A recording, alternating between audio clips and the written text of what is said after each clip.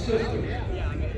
We gather here this afternoon before this national shrine dedicated to the apostle of healing with the recognition that we are at an epoch of American history, no less fraught than that which was faced by Abraham Lincoln, but with the knowledge that our nation has survived times of division by invoking the power of spirit, the light of truth, and in the words of the prophet Isaiah, through making justice the measuring line.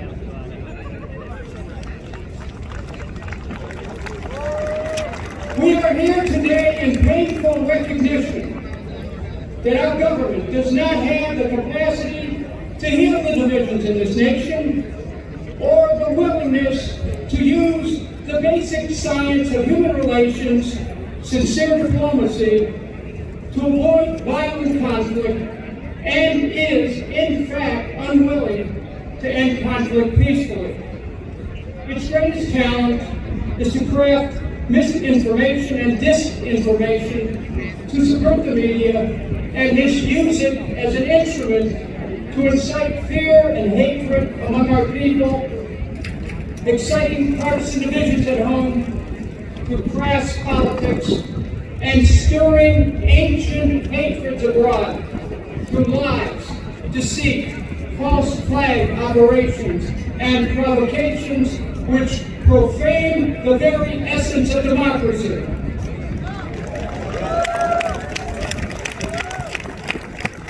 In blowing up the Nord Stream pipeline, this government has deliberately circumvented Article 1 of the U.S. Constitution, the authority of Congress to make war.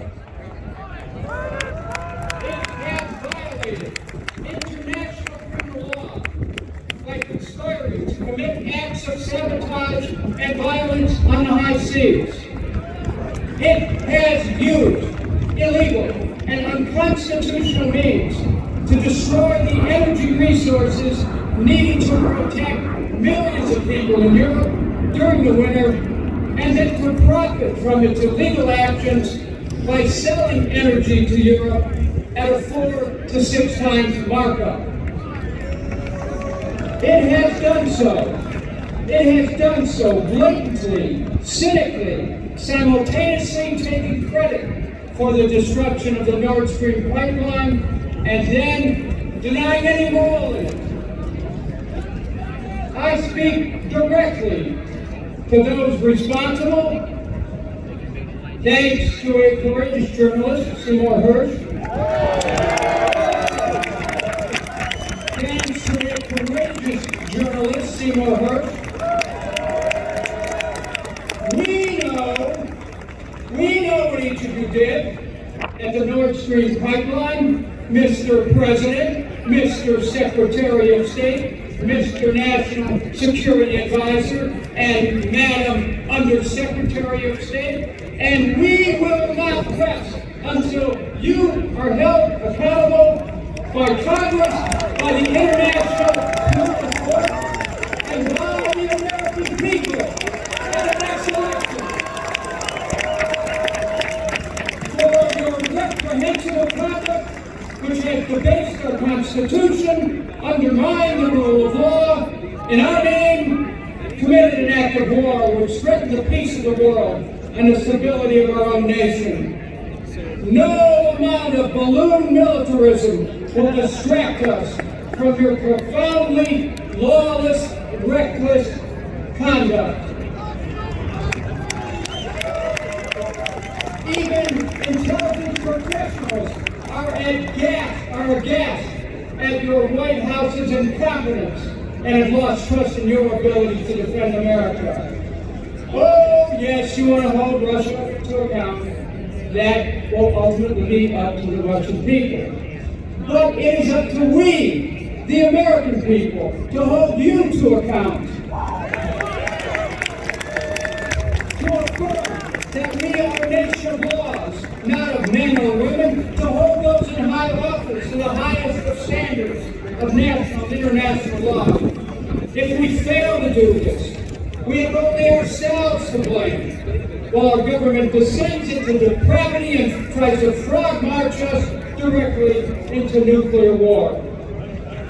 Under the pretense of the pursuit of national security, our government's aggressive nature has alienated nations of the world and caused them to withdraw from commerce, with long-term implications for the value of our dollar and our financial security. Our government has ceded our sovereignty in matters of commerce to the World Trade Organization, to the detriment of American industry and American workers. It has ceded our national sovereignty in matters of peace to the North Atlantic Treaty Organization, which prefers military escalation of peace and is content, together with this administration, to use the good, courageous people of Ukraine as pawns in a vicious and deadly geopolitical chess game, which began well before the illegal Russian invasion. And it is now planning to do for the people of Taiwan what it has done for the people of Ukraine.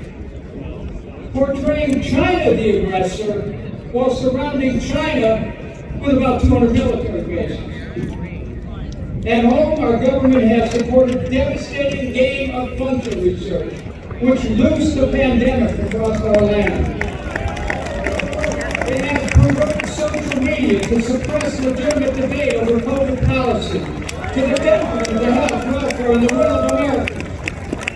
And it has enabled the federal government law enforcement to be weaponized against political opponents, and has injected itself into social media organizations to impose political and ideological censorship in a manner characteristic of totalitarian rules, attacking the patriotism of those Americans who dare ask questions.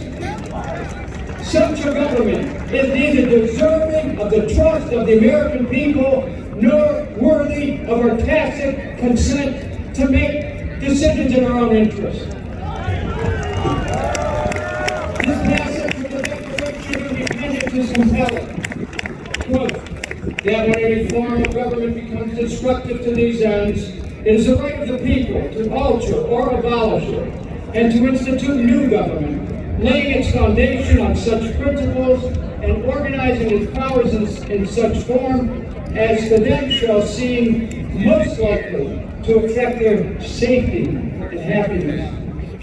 We must change this government before it destroys our nation. We must change the way we are governed, insisting upon a government dedicated to peace.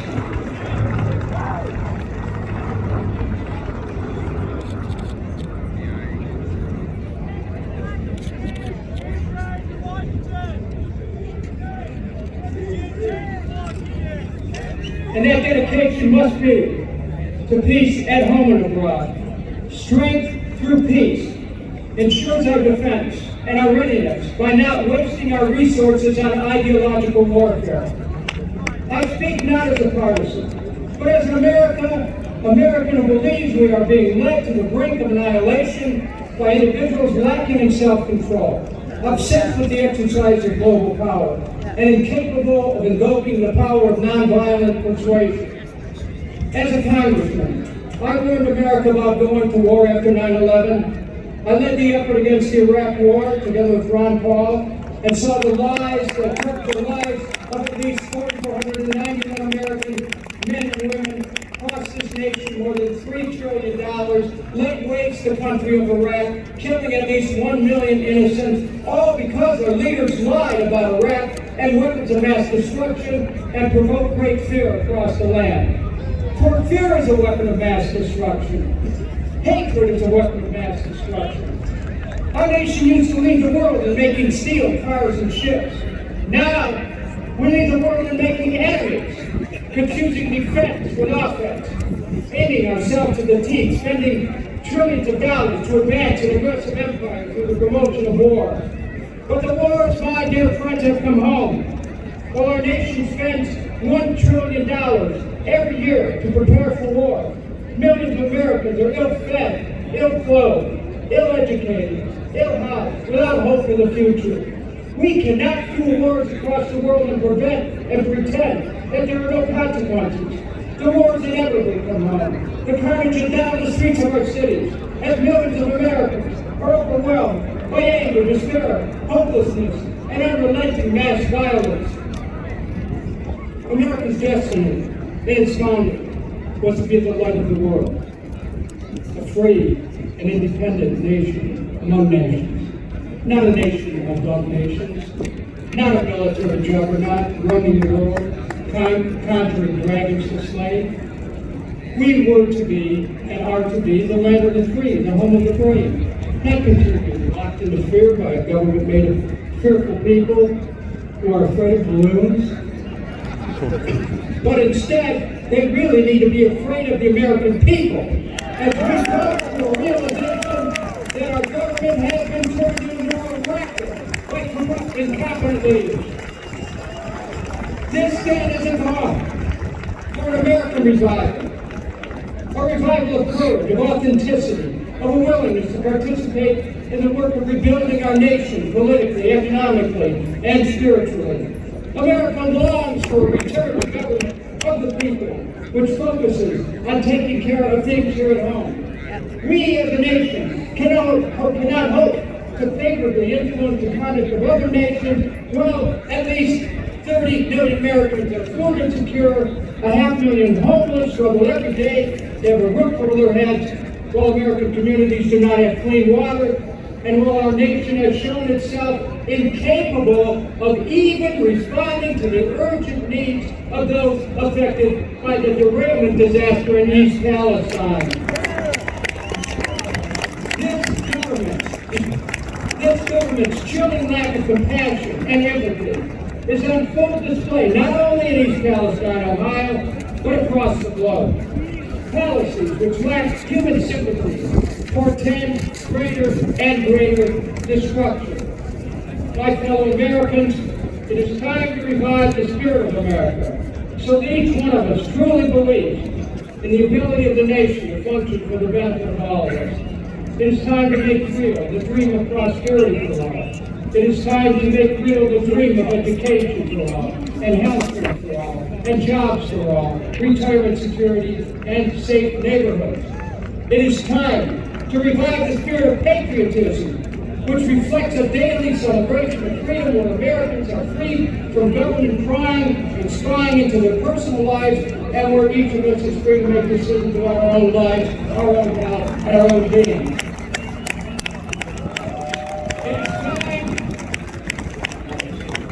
It is time to revive the spirit of peace. The scriptures say, blessed are the peacemakers. It is time for America to establish a new role in the world where we demand of our leaders the ability to reconcile with other nations, to make peace with our brothers and sisters. We must coalesce as a nation to seek and define the underlying unity that binds us as Americans. Love of life binds us. Love of peace binds us. Love of country binds us. Brotherhood and sisterhood binds us. Love of home binds us. Love of church, synagogue, temple, and mosque binds us. Love of work binds us. Love binds us all in a union of hope. And as we revive our oneness as a nation, we proclaim the deeper meaning of our first national motto, E pluribus unum, out of many, we are one. It is that we can truly unite with the rest of the world. For human unity is the ultimate truth. We are interconnected and interdependent with people everywhere.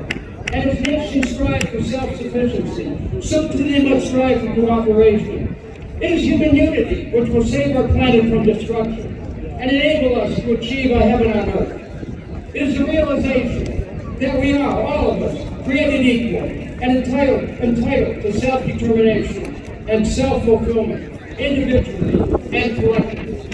My fellow Americans, this our country, this land we love, to whom Americans pledge allegiance, must in turn pledge its allegiance to we the people, allegiance to truth, to one nation, under God, truly with liberty and justice for all.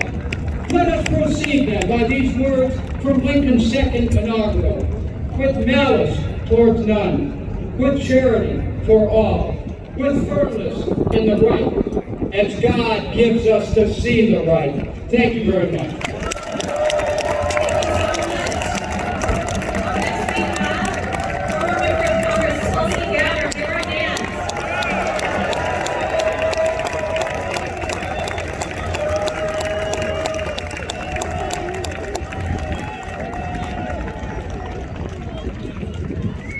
Aloha.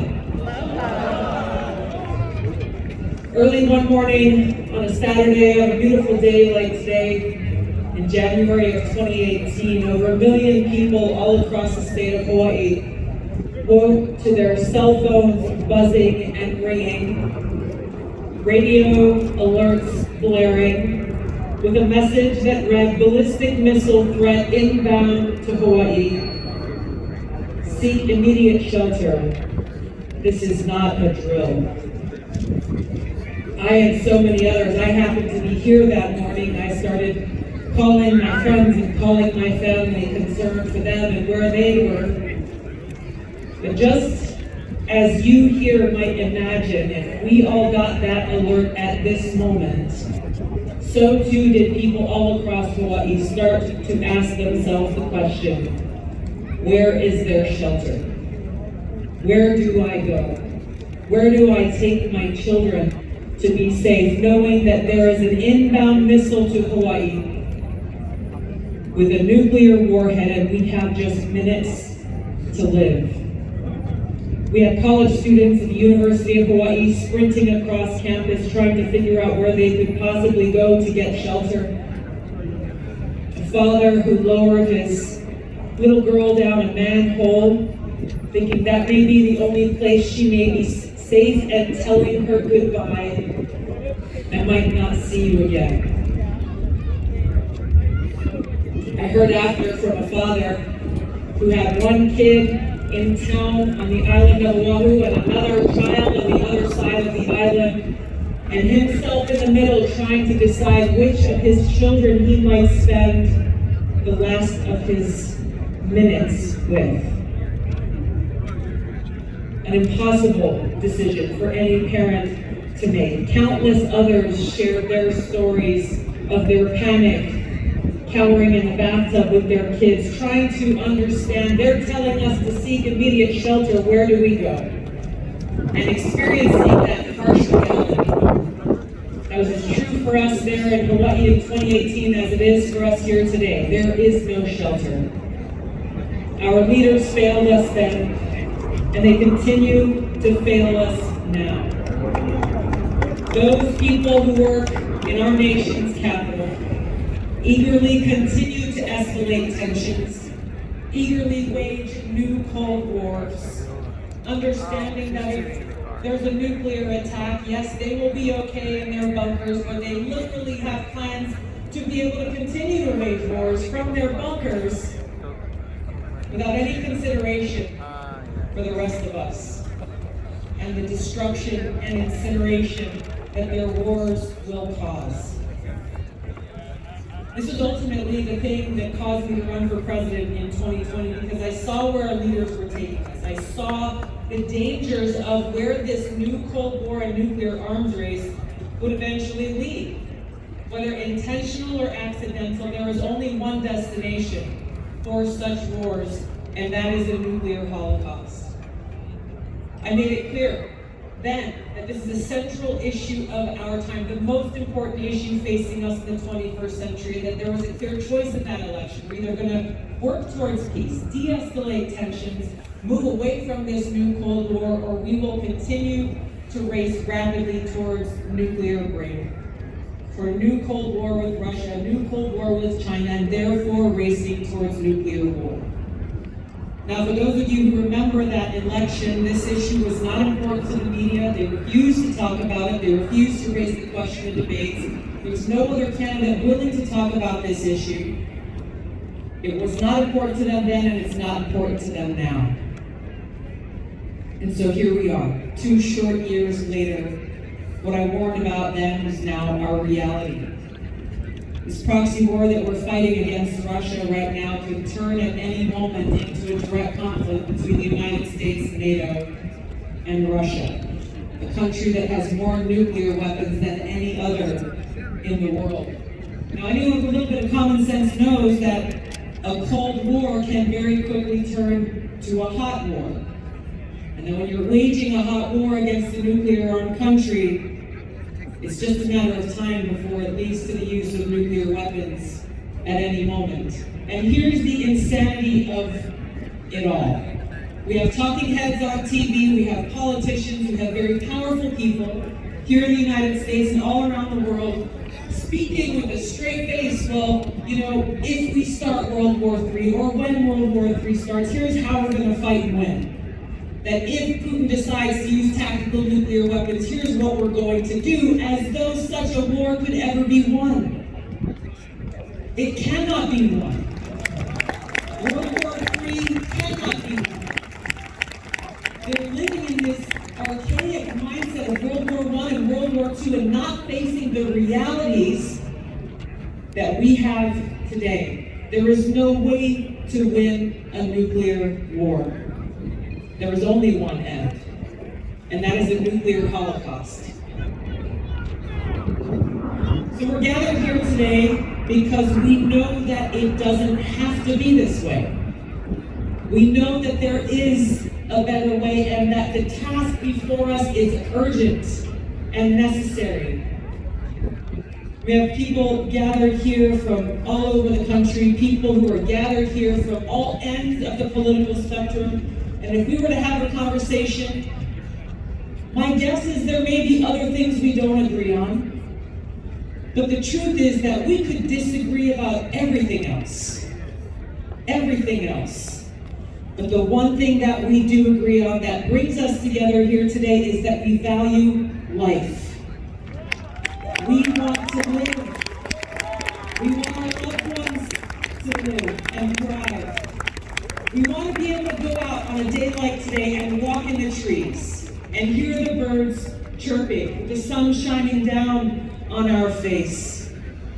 We understand that whatever our differences may be, that we must stand together as people who cherish peace, security, and freedom. We must set aside our differences, work together to fire those warmongering politicians from both political parties who serve their masters in the military-industrial complex instead of serving the people. Those warmongers who carelessly and thoughtlessly are sending us hurtling towards a nuclear holocaust that would destroy all life and the world as we know it. The only way we can stop them is when we stand together and lift our voices in unity, telling them no. We will not let you destroy us.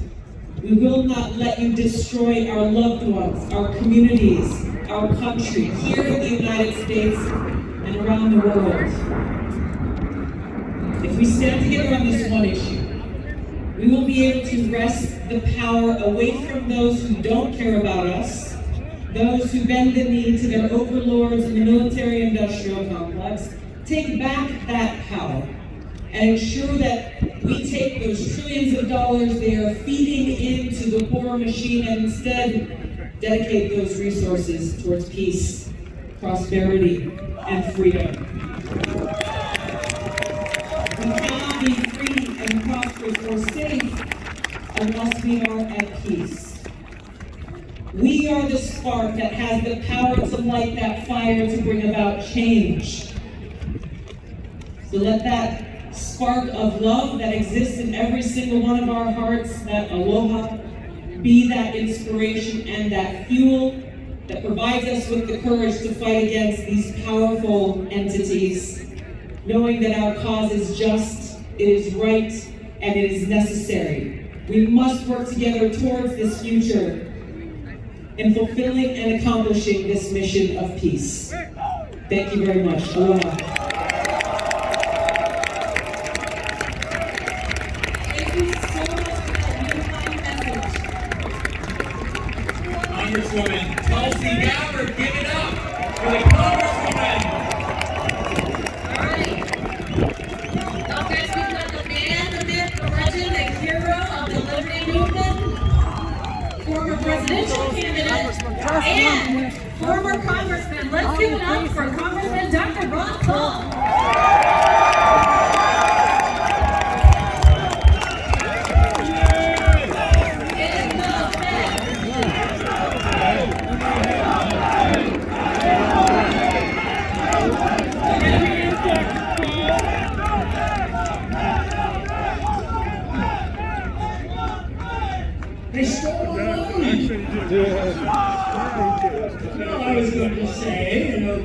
saying thank you very much. I appreciate the invitation. I like to visit places where I got friends. There's a lot of friends of liberty out here, and a lot of friends of peace. So I get energized for coming here. A lot of people give me some credit for coming and helping them along. The truth is, I get energized. Thank you very much for coming, and thank you very much for inviting me.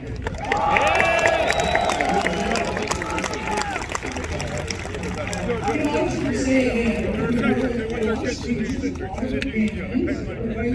has joined in. I didn't hear anybody say we need to expand the war. We're not doing well in Ukraine, but we need to take on the Russians. That would go better.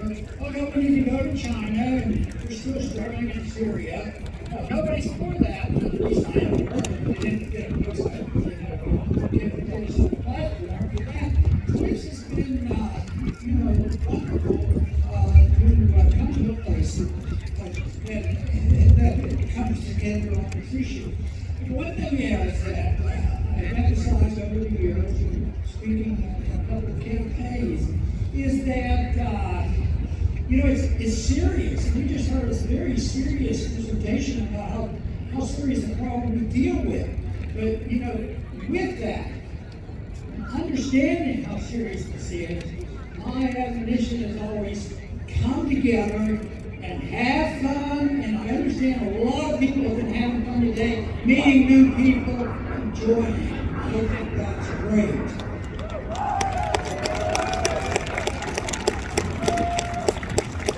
I also came because I've been concerned, really worried about something. I haven't figured it out yet. I'm into technology and all, but I want to know more about this thing called artificial intelligence. What is that all about?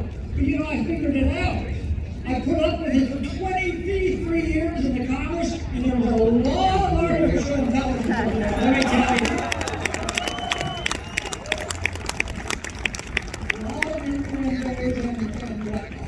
But I wanted to simplify my speech before somebody stole my line, but I think that we can deal with the war issue very simply. And believe me, and I'll explain it more about it, and the answer is, and the Fed. And the Fed! And the Fed! And the Fed! I knew there were friends here. No, and there's a reason why Internet Fed is a movement towards stopping these wars. How do they finance us? They have to tax the people. Well, they tax them with income taxes and so all kinds of taxes. But they never have enough money. They never have enough money, so they have to borrow a lot of money, and then people get tired of borrowing the money and loaning the money to the government. So what do? They have this little gimmick called run up the debt and print the money. And if you're on the side of thinking our government is too big, and as libertarians, we generally think the government is too big all over the place, and we'd like to cut back. So if you can't print the money, and you can't collect the taxes by based on currency, and stealing the wealth from the people, unnerving the middle class and the poor, because that's who really pays for this, you couldn't have a war. You couldn't have runaway spending. You couldn't have debts. And we should have in the Constitution, Jefferson argued for it. He said that you shouldn't even be allowed to have debt. I think that's a pretty good idea. No debt at all. So that is the way they soften it up, and the people go along with it and figure that yes, we can do it, but they don't understand what's happening. So why do the people go along with it? And we spent a lot of time or the Mideast wars trying to stop that war. I didn't do too well. They still have the war, and it's they want. You keep wondering why do they do it? Why does the government do it? It doesn't make any sense. Why do people go to war? One thing I'd like to suggest is if we ever got around to people with our vote, instead of an executive order taking the war, we ought to have a vote. If you think we should have a war, have a vote and make sure that the vote is carried out by the people between 18 and 24.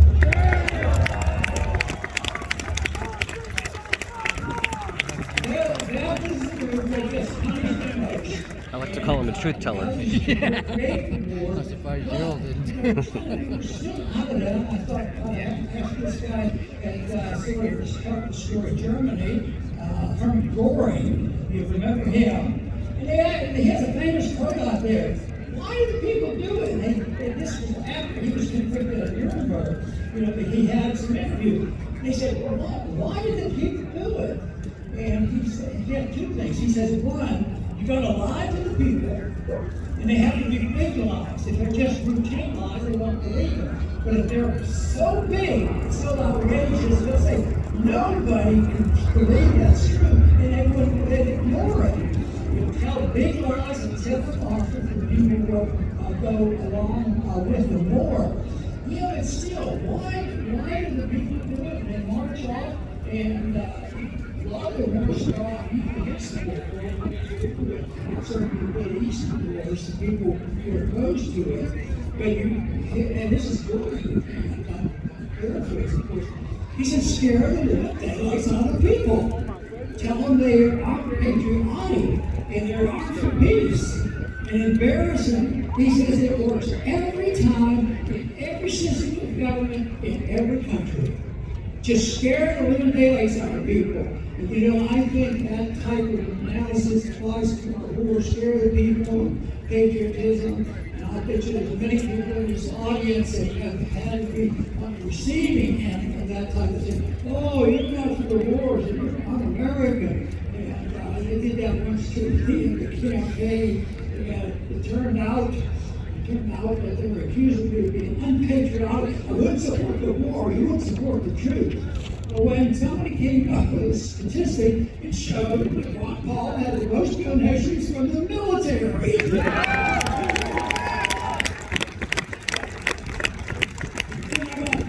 Why should that be a surprise? Because they were military. They sort of drafted me, and I was in. But the people I knew, they were decent people, and the draft was on at that time. And they would say, well, why are you doing this? And the draft, of course, has not been used. There's other ways of doing it. The book should be clean. We should. If we're not for the draft, why do we have registration? They know where every one of us is. Not every year where you sign up with taxes. Every minute of the day, they know where every one of us is, and then they still make us go through the ritual of registering in case there's a war going on. You know, it's psychological preparation for people to know that if you want to be a good citizen and you want to be a patriot, you have to go to the wars. And people go along with that. And they don't want to become unpatriotic. And I think we all sense and understand man's empathy for that. But it's wrong. It's deception. And it's this thing called artificial intelligence. They come in and they lie through their teeth. And it's all artificial. But the artificialness of it, is what we hear there, it might be disinformation, and they have to twist it around. If an individual is guilty of disinformation, you'll notice they might blame their opposition for doing exactly what they're doing, and they reverse it. And so there's a lot of fake. This gets down to the whole issue of seeking truth. The big picture, we seek truth. Events like this, and we run for office, and we write and talk, and so many people here have a long way of spreading the message. So, yes, that is real good. But what we need, though, is some people really understanding the issues, because that is what will finally get people to change their minds rather than waiting. You know, one of the lines that was helpful for me in campaigning, he would say, yeah, Ron, that's okay, we're with you on this. It's so complicated. How do you stop these wars? I said, you just marched in, we can just march home.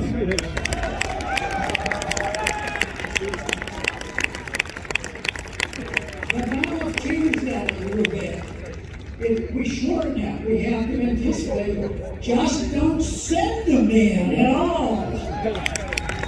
You know, it's such a fallacy. This is part of the propaganda thing. It's so necessary, not for patriotic reasons, it's for other reasons. There's always an excuse. The one that annoys me the most, or at least close to the most, is this argument. They'll say, we need a good war right now. We're having a recession. Have a war and we'll get out of the recession. And this is a lingering of a foolhardy idea that the World War II got us out of the Great Depression. That's stupid. It wasn't true at all. The Depression got worse. Besides, they said hundreds of thousands of people over getting shot at and killed. And they said, oh, the war's really going to get us out of the Depression. There's all kinds of excuses like that. And they don't mention the stories that there's ulterior motives and, like prophets. We're getting too many of these social groups like the military industrial complex. We have the pharmaceutical industrial complex, the medical industrial complex, the whole world. What we need to do is have people's independence, and they're the ones who should be open.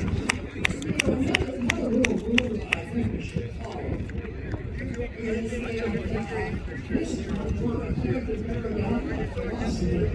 The other word that I like is voluntarism.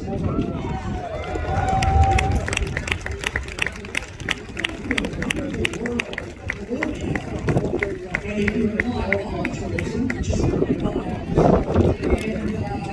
and you have voluntarism,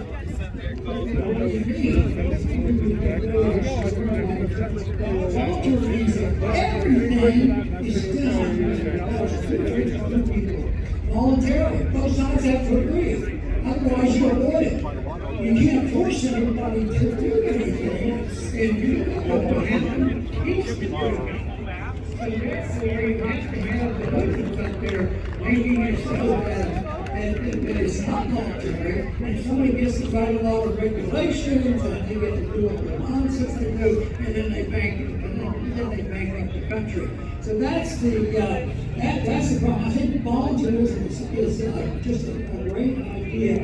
And the other thing is when government comes to problem, that is the tough thing.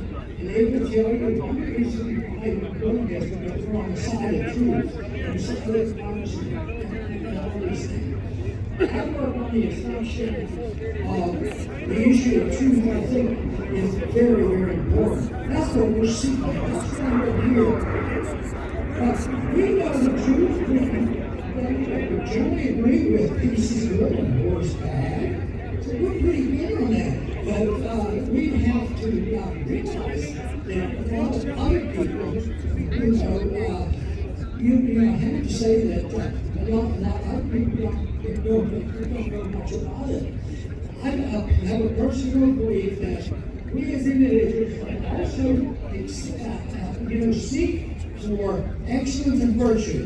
If we accept voluntarism, we accept this promotion of excellence and virtue. What would happen with that? If that happened, the government would be minuscule and they would be much better and maybe a little more virtuous. Thank you very much.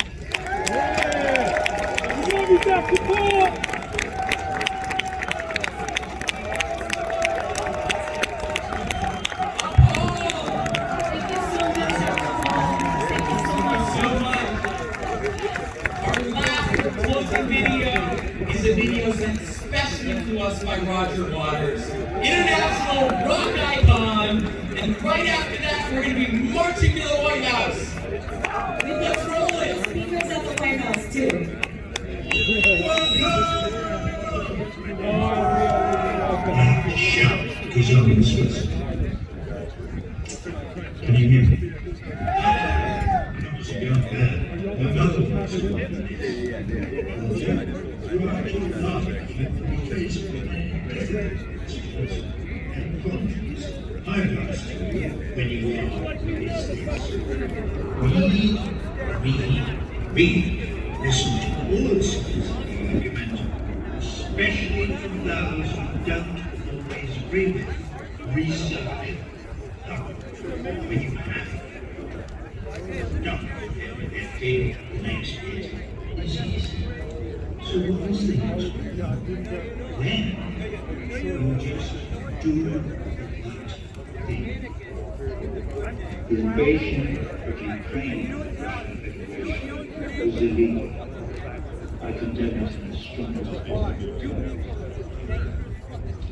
Also, the Russian invasion of Ukraine was not unprovoked. So I also condemn provocateur. So, on behalf of the silent majority of the United President Biden, let us communicate. I speak from voices.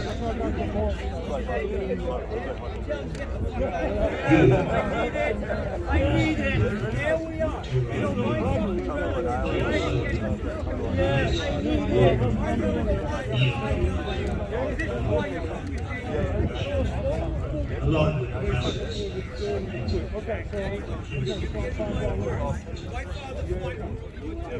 What are you going to do? Fight fucking Hitler? I'm not apologizing for this confusion. But just a glance fleeting back at history. You could have done that. You could have called President Ford John Lee. You could have kept Secretary of State Baker's promise not to advance 1 yard closer to the Russian border and eastern extremities of the Greenland.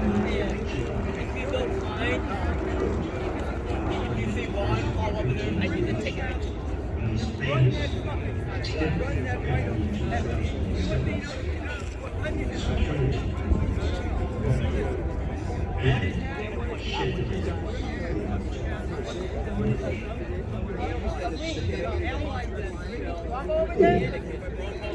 Okay, thank you. Without government, you have nothing. Without government, the idea is to have peace. You could have refrained from engineering the illegal Maidan coup d'etat. Or 2019, you could have secured Minsk. Now, they just lose.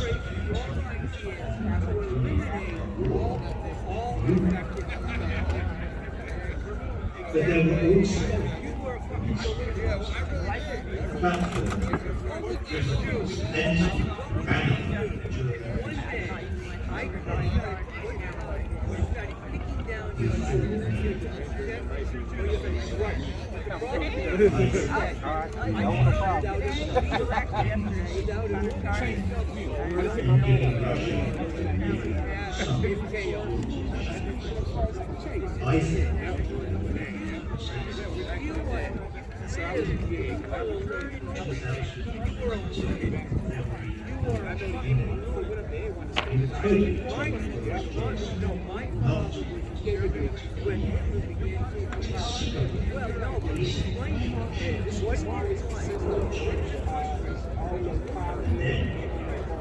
think and they can do whatever they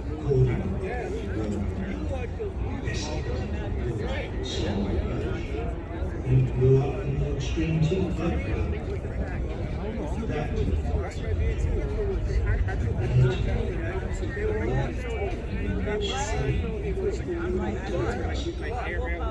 these things it did 300,000 tons of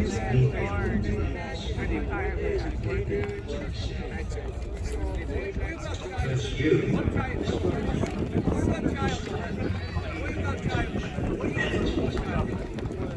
Then Victoria Newman hosts these shows under John. And as Lincoln perfectly is constructed as suits now, to cap it all, you have your idiot mouthpiece deny the USA.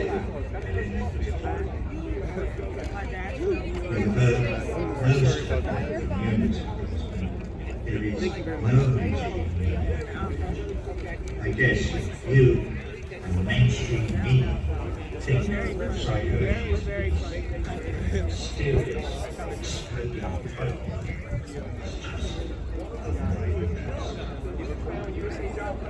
Enough is enough. We demand do the right thing. Implement the ceasefire in Ukraine today. That collective sigh of relief across the globe. Outpour of joy. The international joining the voices in harmony, singing an anthem to peace. Imagine John Lennon thumping the air with his fist from beyond the grave. You have finally been heard in the corridors of power. The big dumb bullies in the schoolyard agreed to stop playing million chicken. Together with England and to drop the model perpetual war as their accepted modus operandi. With the power of love, we will stop them from squandering our precious resources on their wars. We will be able to feed our children and keep them sheltered from the storm. We may learn to cooperate with all our brothers and sisters of different ethnicities, religions and nationalities and save this, our beautiful planet home, from destruction. Wouldn't that be nice?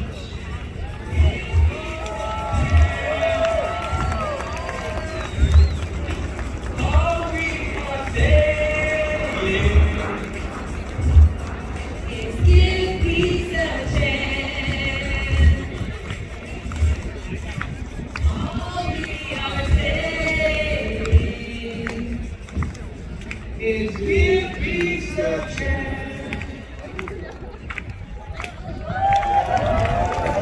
We didn't plan that part, it was kind of impromptu, so. Thank you, All right, everyone. Thank you so much. Now we march. Get ready. It's going to line up over here.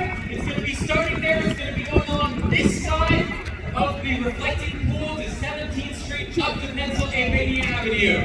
See you guys. Thank on you, the man. march.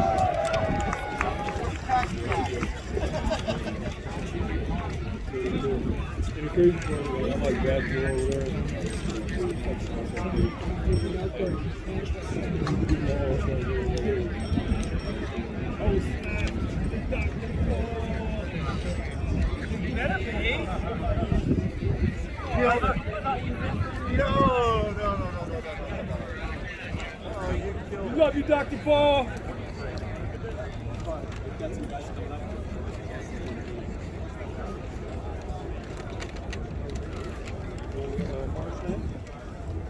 Them sore feet. Yeah.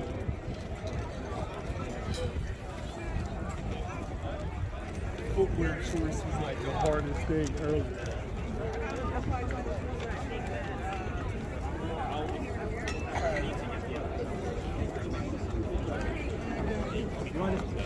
Thank you. Thank you. Bye-bye. What's that? They protest celebrities. They dress like celebrities.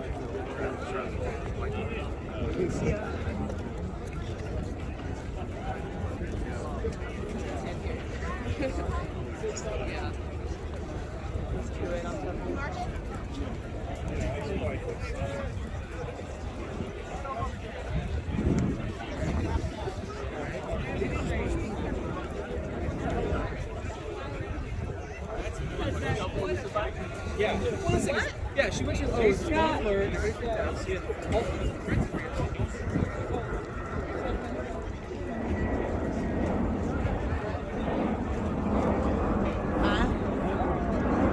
Oh, okay. Well, let me know.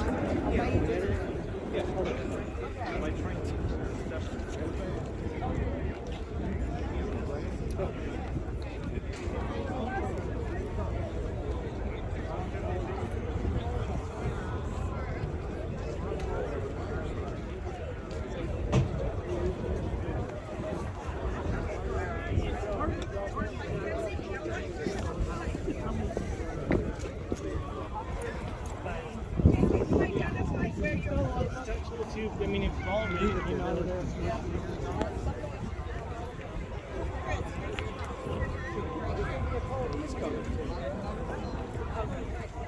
Oh no, I got here right as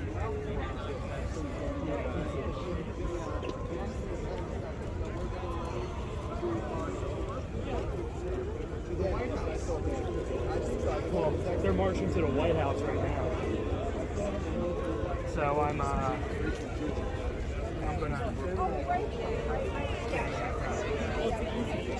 It's easy just to pick something and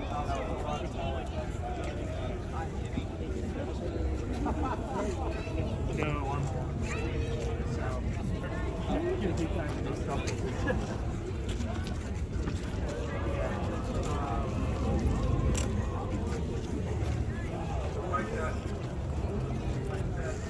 Trying to take a look and see if there's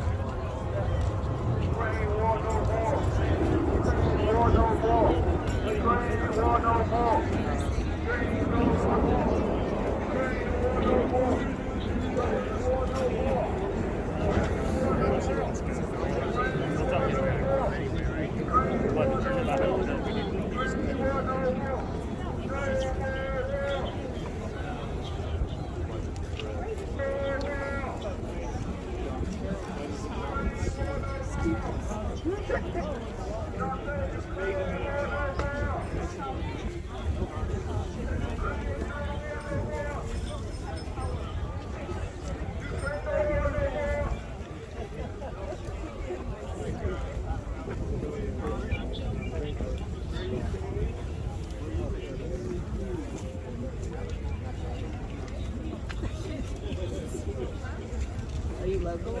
yeah.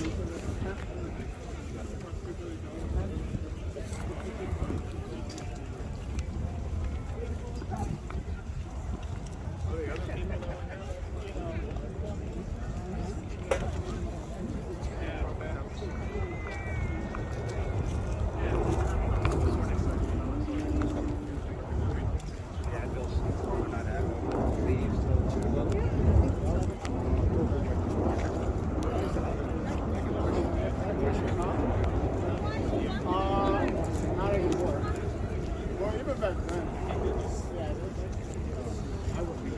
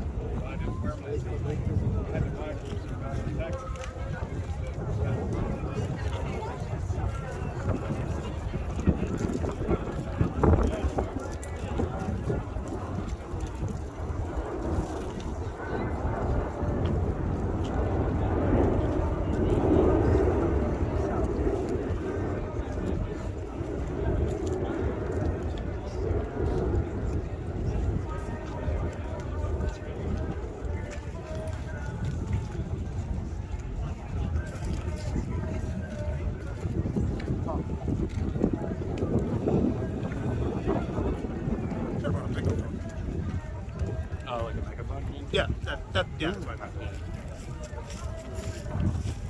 I don't know if I trust you.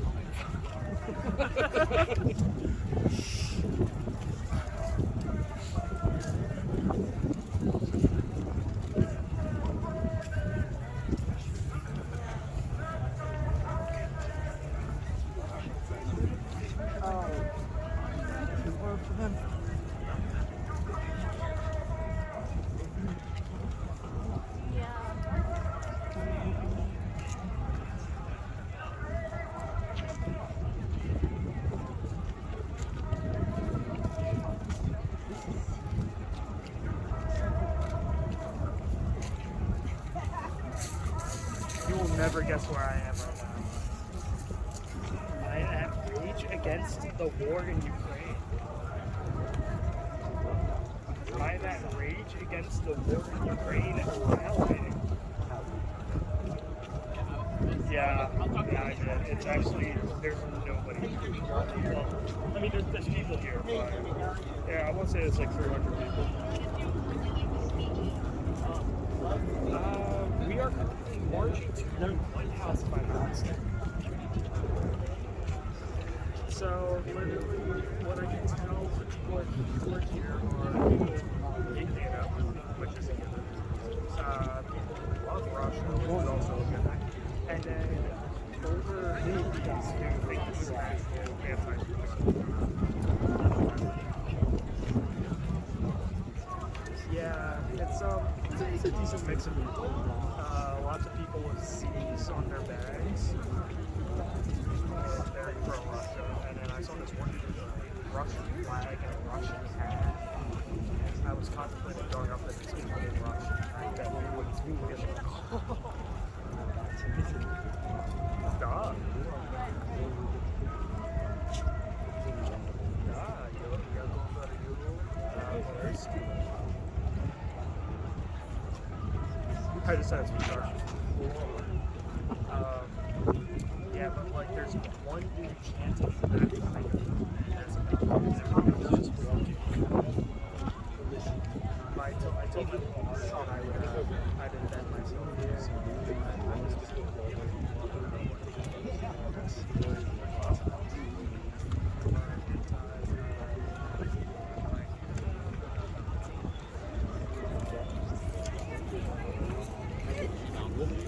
Yeah, I put a photo on my story. It's so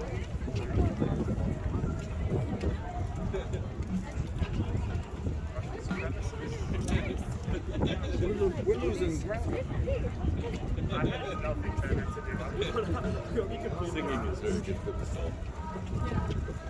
Yeah. Alright, I'll talk to you later.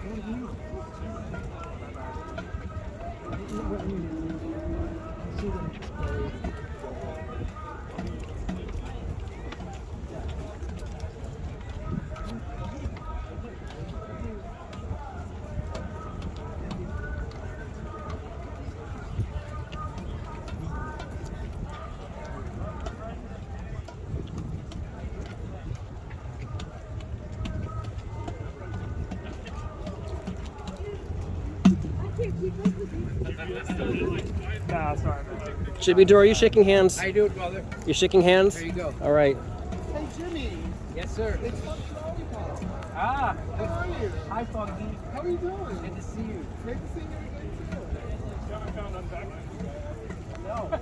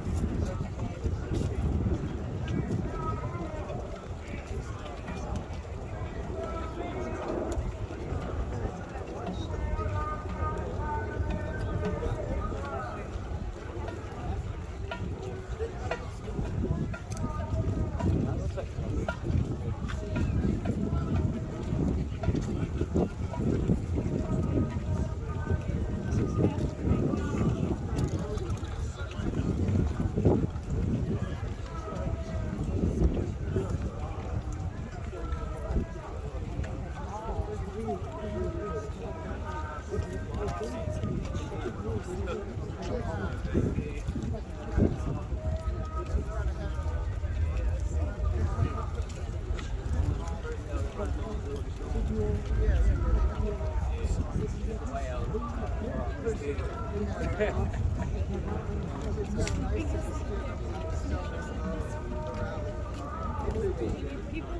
take it in.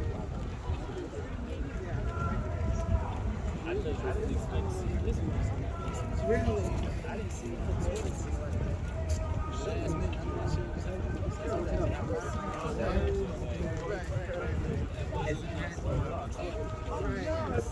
And like, what's that today? Oh wow. Very heavily, spoken about teaching. I think it's suppressing. Oh my God. That's really, well, it's great to have to try to scare everybody away. They do it on purpose. I totally get that. Yeah, but I'm serious. I know. I see through it. As long as we can see through it, we can push through it, show others that they're being scared off for reasons. Oh, for sure. Yeah. 100%. Yeah.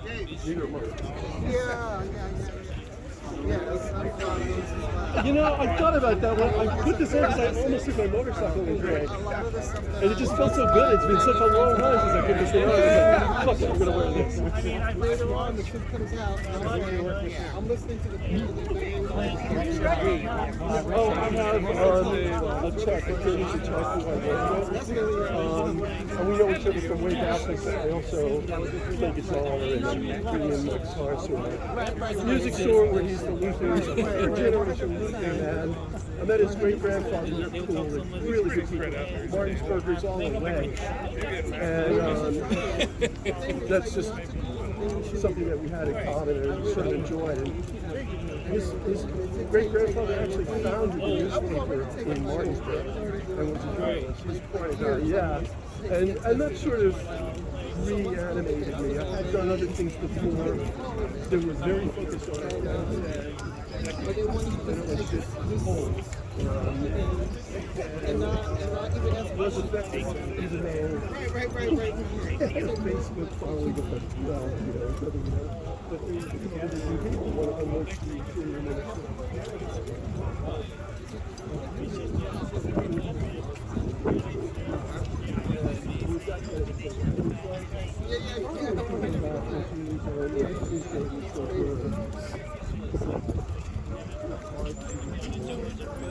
Jimmy, you know, I'm from Atlanta.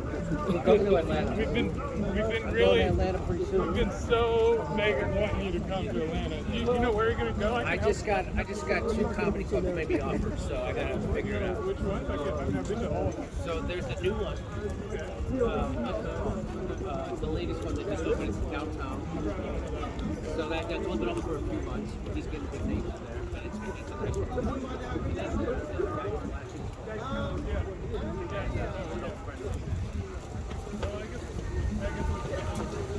So I have to play 5 days. It's only 80 seats, so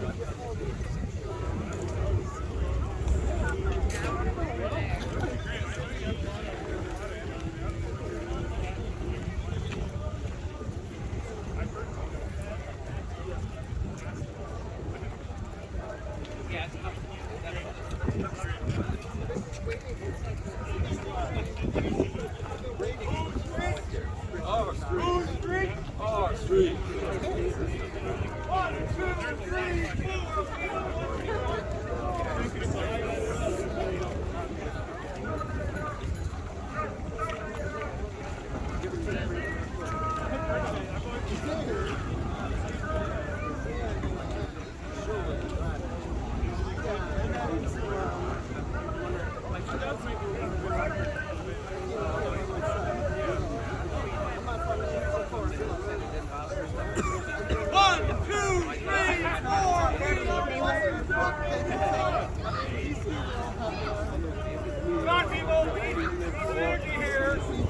1, 2, 3,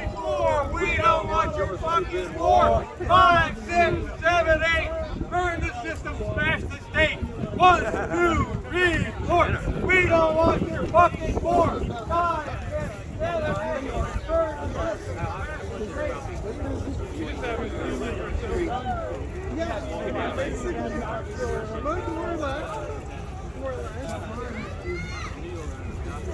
have you been? You were worried that you didn't want to go.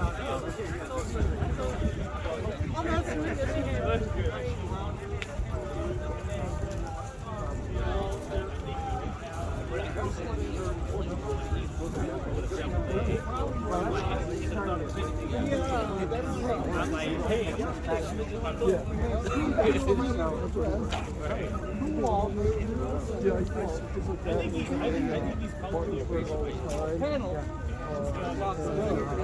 Alright, well, he's going to compliment him here. I think that's probably good.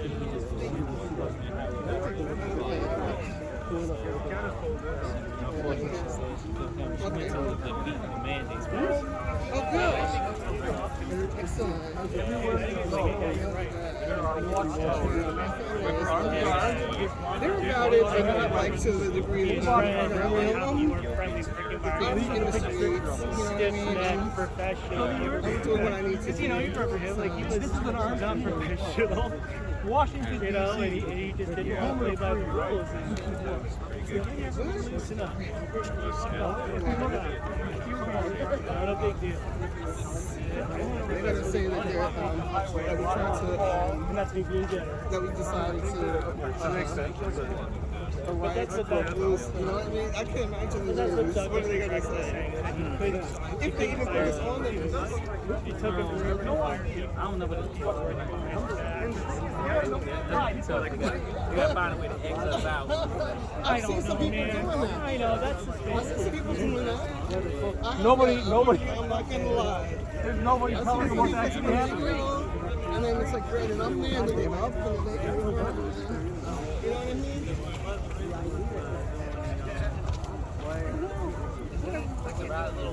Hey. Oh, you made it. Yeah. I think he was, What do you think? Oh, so you're doing, Jimmy. You think I'm stalking you, right? I'm talking to you. I gotta get a video with Hey, man. Oh, the ground rolling. Great. Great. We had some amazing people come out. I think it's the biggest event since the Iraq War. So, fantastic. Jimmy, how did you feel about today? I felt great about today. Well, it was certainly an interesting video. A Republican, a Democrat, and an independent congressperson. That's right. That's reducing power. Yeah, neither am I. Yeah.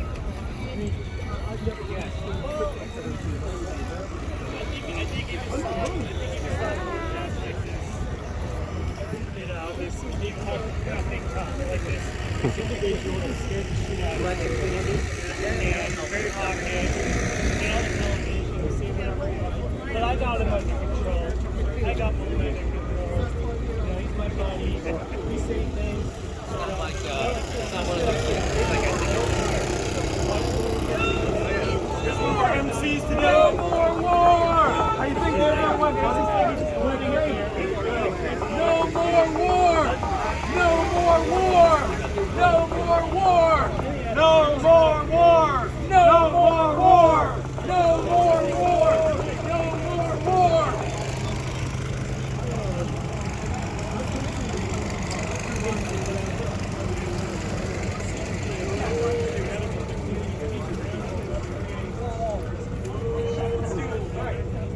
One, two, three, four. We don't want your fucking war. 5, 6, 7, 8. Burn the system, smash the state. 1, 2, 3, 4. We don't want your fucking war. 5, 6, 7, 8. Burn the system, smash the state. 1, 2, 3, 4. We don't want your fucking war. 5, 6, 7, 8. Burn the system, smash the state.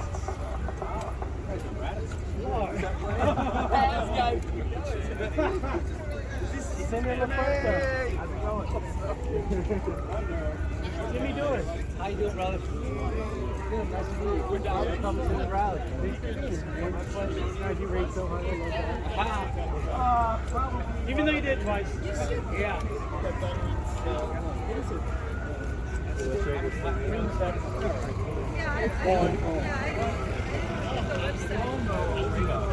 possibly get a laws passed under my Yeah, actually I went to his show yesterday. Oh, cool. Yeah, I couldn't find tickets. I wanted to get out. And I went to his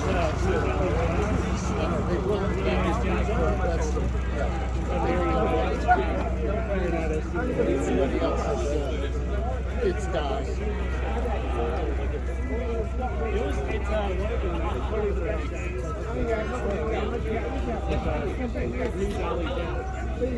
And it's like, there's some 80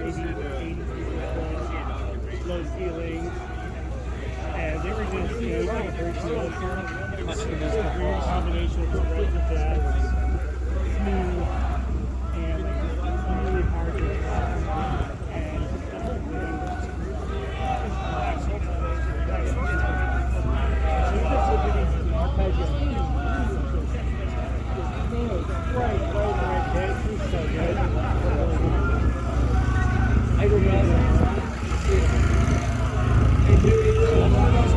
Right when done this stuff. I'm gonna try to make it up to the podium. New York City. I'm gonna try. It's a little far from here.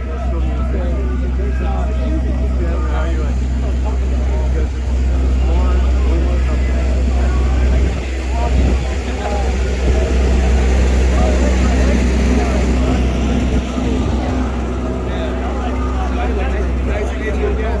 Yeah.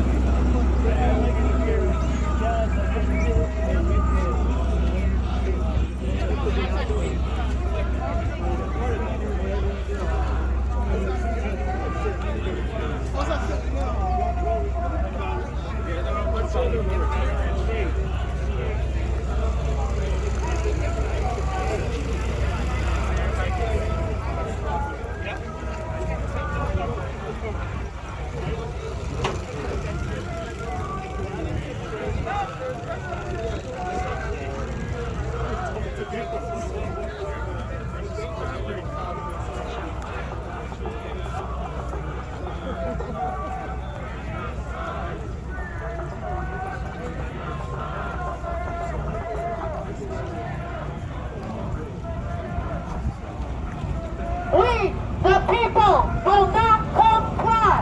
We, the people, will not comply. We, the people, will not comply. We, the people, will not comply. We, the people, will not comply. We, the people, will not comply. We, the people, will not comply. We, the people, will not comply.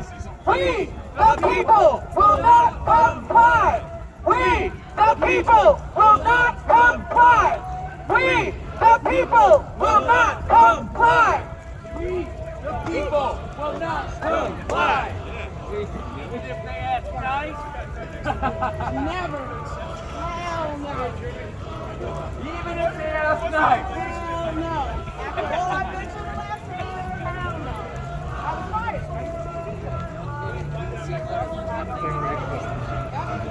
Yeah, fossils. Tooth and nail. Gotta be vaccinated to protect them. I know. I mean, we're taking out of the court. And they're lifting the mandate of people that probably hold on their employment law. Yeah, they reported to the FBI. Yes. Yeah, they can cover that.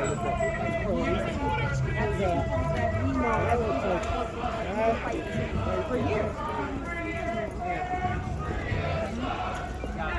You know, they find 70,000 once they are right there. No, it never was about health. Yeah, my friend who ran for Congress, I ran his campaign, it was one of the firemen. Yep. You've been in the thick of it for a long time.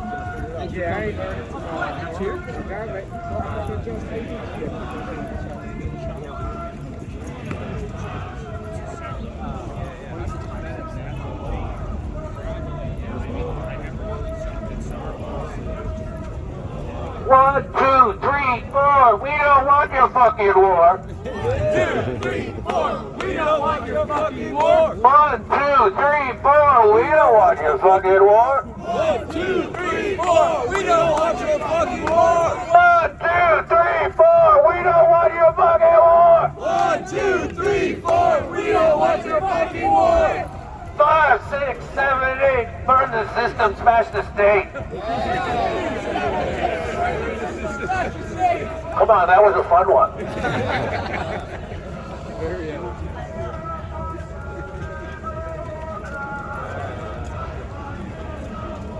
Jimmy, you're awesome.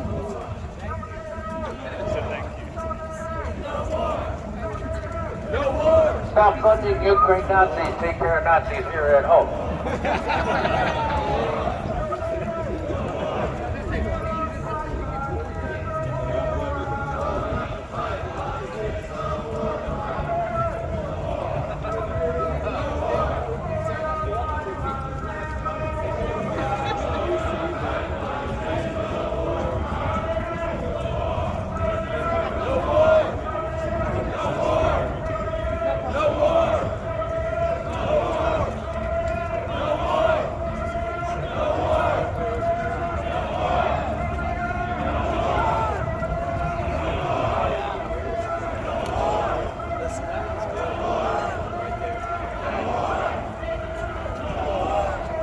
Thank you.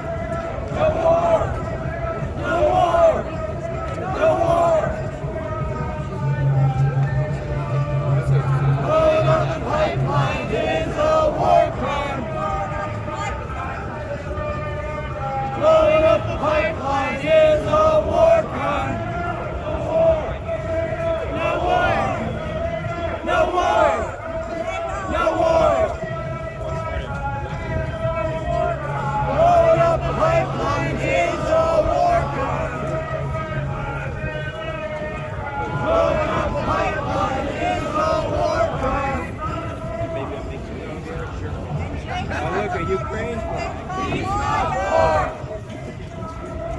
Peace, not war. Peace, not war. Peace, not war. Peace, not war. Peace, not war.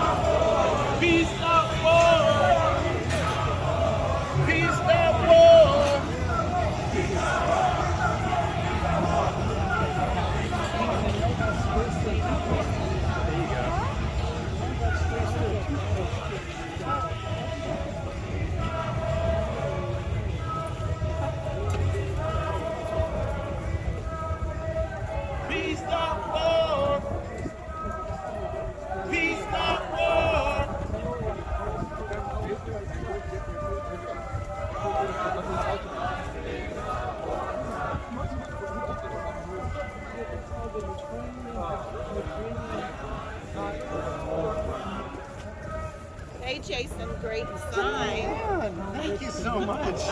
Great speech. Oh, thank you. And wonderful hair. Oh, yes, well, of course. I don't mean to be petty. Hi, how are you? Like your speech, man.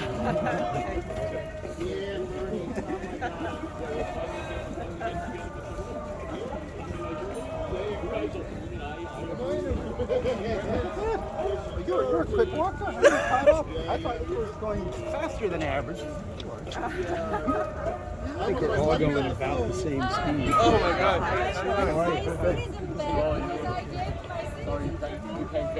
He's going to be doing something again on our flashes on the website. Oh, remember you and I don't know Bob West. Yeah, we'll just.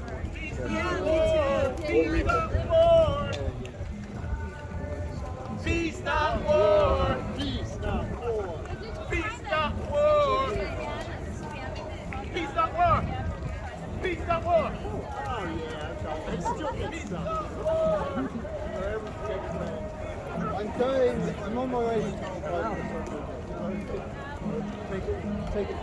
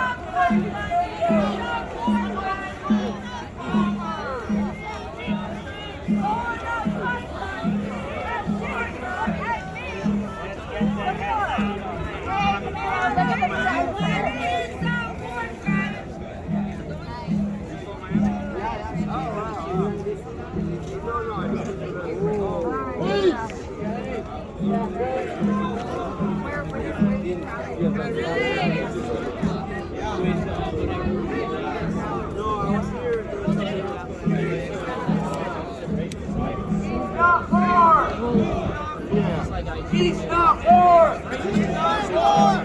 Peace, not war! Peace, not war! Peace, not war! Peace, not war! Peace, not war! Peace, not war! Peace, not war! Peace, not war! Peace, not war! Peace, not war! Peace, not war! Peace, not war! Let's go, Brandon! Let's go, Brandon! Let's go, Brandon! Let's go, Brandon! Let's go, Brandon! Let's go, Brandon! No more wars, no more NATO! Let's go, Brandon! No more war, no more NATO! No more war, no more NATO! No more war, no more NATO! No more war, no more NATO! No more war, no more NATO! No more war, no more NATO! I see Max Blumenthal in there. I think he wants to lead us in some chants. There he is right there. Bring him up. Bring him up.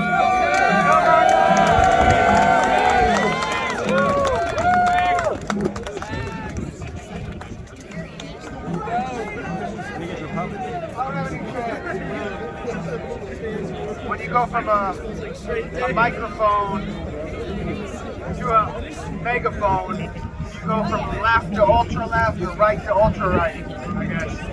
I don't really have anything more to say than what I already said, except that, and I really welcome others to speak who weren't on the speakers list today. One thing I want to say is, looking out at the rally from the Lincoln Memorial, this is one of the largest anti-war rallies in 2 decades.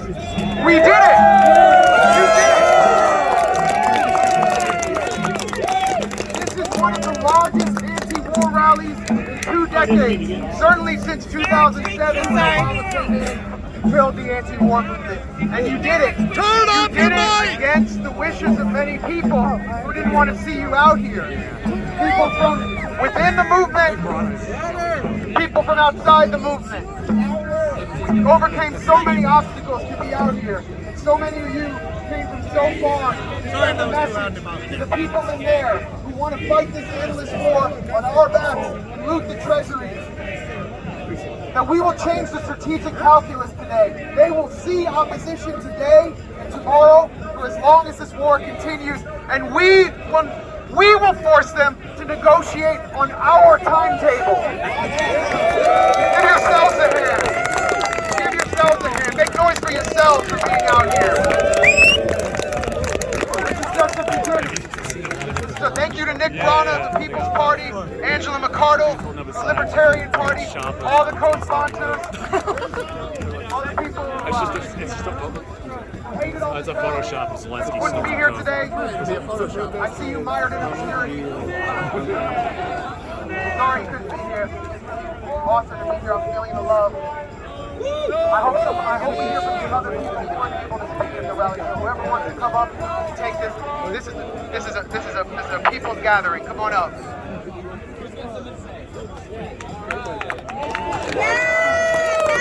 I want to know about the people are going back.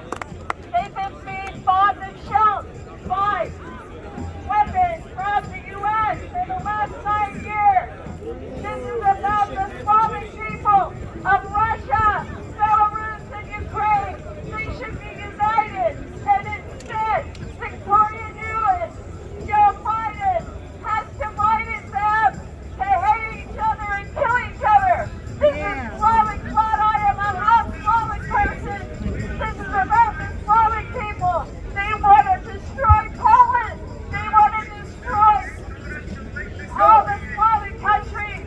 This is the Zionist war on the Slavic people. That's all I have to say.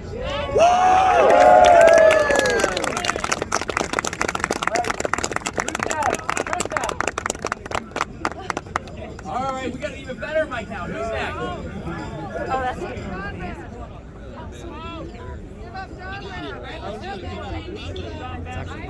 Yeah, I can't. Successful activist movement that happened in California.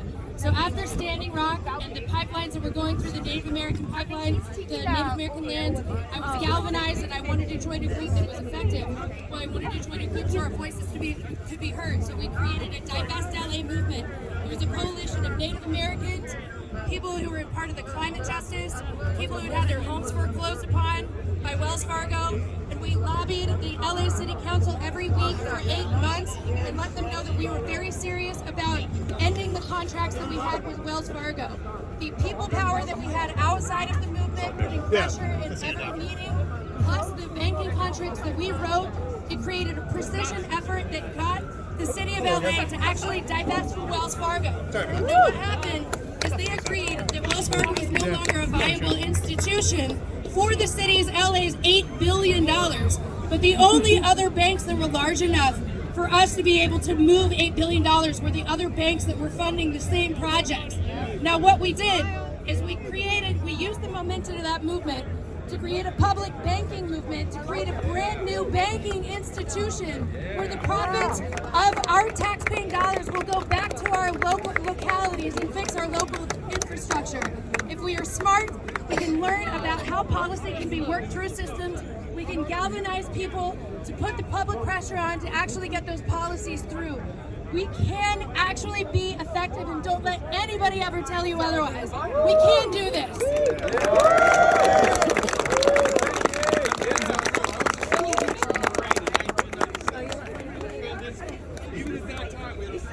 U.S. Army base in that time. We need to come. Jim! We need to go. What 2 minutes? Sorry. Hello. Oh, hey. My name's Alvaro. I was a school teacher in Ukraine in 1996. We had a small U.S. military base, 1996. This thing's been building up for a long time. And this wasn't heavily manned, but they were there. This was us, inside the former Soviet Union.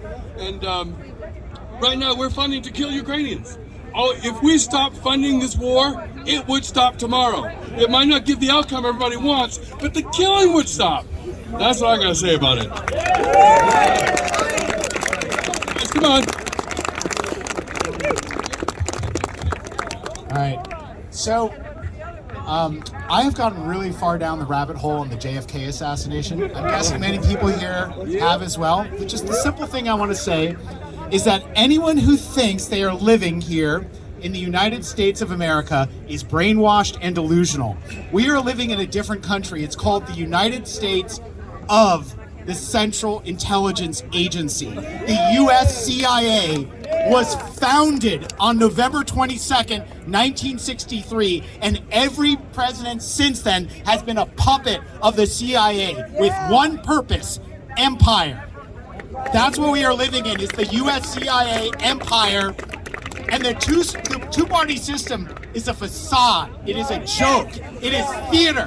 And what all of us need to unite around is ending the CIA. What President Kennedy said privately to one of his advisors after the Bay of Pigs, after he fired Allen Dulles, is he said, "I will shatter the CIA into 1,000 pieces and scatter it to the winds." Well, you know what happened? The CIA shattered our last president, John F. Kennedy, into 1,000 pieces and scattered him to the winds. We must not forget. Go to Arlington Cemetery, look at the flame, the eternal flame. That is the flame of democracy, of government by the people, for the people. And we must reclaim our democracy. And the only way to do that is to stop participating in the political theater of blue and red and unite around ending the Central Intelligence Agency.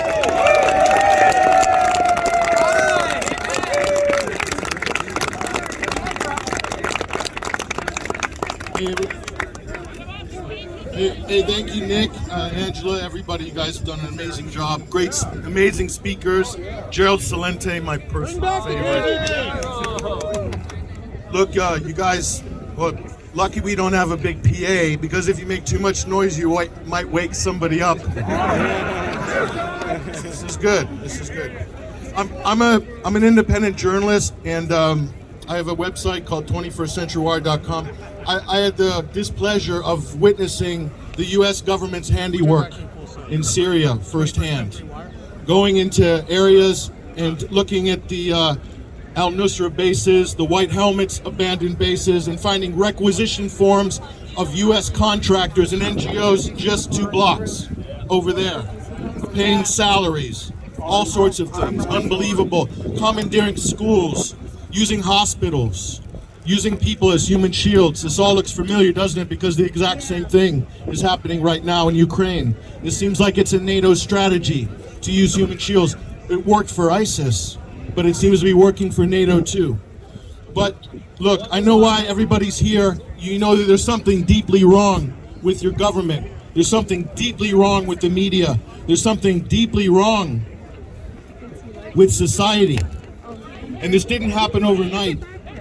You know, I was one of those 2 million people on the streets of London in 2003, and we didn't stop the war. A lot of people were devastated about that, but it changed the lives of a lot of people, because at that point, a lot of people became aware of this awesome propaganda machine, this government, media, military complex, and we realized the lies are legion by now. We realized that at some point, the fourth estate became a fifth column, working against the people's interests.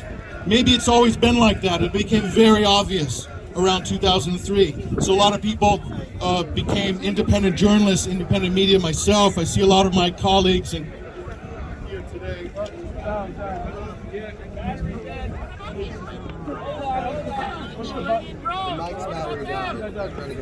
Two, 1, 2. So, look. There's the lies are legion. There's lots of lies for this war as well. NATO's a defensive alliance. This is a war of choice by Putin. This is an abrogation of international law. Since when did international law ever become a concern of the U.S. government? All of a sudden, everybody's banning about international law. The other lie is that we can't let the Russians supply energy to Europe because they might weaponize that energy. They'll hold a gun to the Germans' head. Nobody has weaponized energy. The United States has weaponized energy, trade, finance, everything. Everything. Look, the truth is that NATO has become an international protection racket. That's exactly how it functions. It's just like on the streets of New York or any city where the mafia runs. It's broken windows, it's payouts, it's protection. Buy your gas from us. Buy your weapons from us. It's exactly the same thing. NATO is past its sell-by date, and now it wants to expand to the Pacific. They want to arm Japan as an offensive military now. $370 billion that Japan will pay, and working with South Korea, they want to set up shop in the Philippines. And then terra firma, it's not enough. They want outer space as well. NATO wants to weaponize commercial satellites for dual use. This was just announced this week.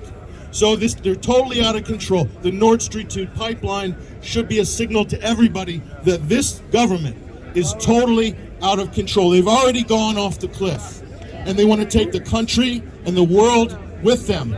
If they're not stopped in their tracks right now, who knows what's going to happen after this. Third World War. Lord Ismay was the first Secretary General of NATO. In 1952, he said the purpose of NATO is to keep the Americans in Europe, to keep the Germans down, and to keep the Russians out.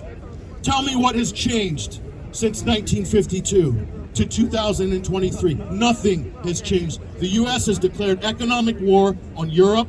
They're cutting Germany down. They're deindustrializing. BASF is the spine of German industrial excellence, and it's picked up and moving shop to Louisiana. And so there will be a drain of industry, a drain of capital away from Europe, and just like the Marshall Plan, those fiat dollars will find a home in rebuilding or bailing out Europe. So they get the war without the shooting war on Western European side, but this proxy war in Ukraine will just roll on and on and on. It's the gift that keeps on giving. So, listen, we have to reclaim the conversation on this. And this might be the issue of our generation, but it's not going to end with this episode. We have to fight for truth, liberty, and the values like international cooperation, universal values, and we owe it to the next generation. We have to pay that forward. We have to keep fighting. That's our due to the next generation. And if you think this is a small protest compared to previous or other protests, just remember, and someone very wise told me this in 2003 on the massive Iraq march. He said, never forget, a single blade of grass can crack a concrete block. Just remember that. Thank you.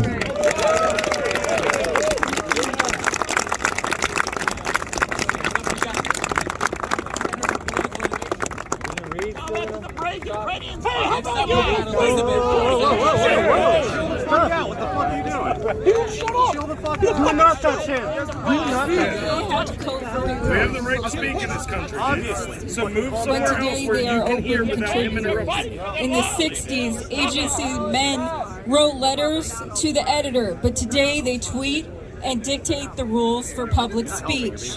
If we don't speak now, when will we be able to?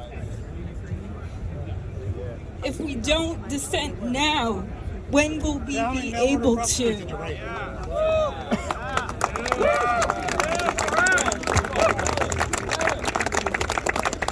This is our country. It doesn't belong to the imperialist war machine. This country belongs to all of us, and we are the people, and we demand a say. We will not abandon a coalition of like-minded Americans, even though we represent diverse political views. We all want to succeed and grow. We all want the future to be brighter for our children. The only way is together. I am not your God. I am not your moral arbiter. But you are my fellow Americans, and you are not my enemy. We won't surrender to the global monopolies that grind up bodies to retain their total power. Who tell us that we must become poor, that we must not shower as often, that we should skip breakfast, that we should expect a worse standard of living in the future, while they plunder our natural resources and use the bodies of our family members as cannon fodder. Got a piece of cannon fodder right behind me.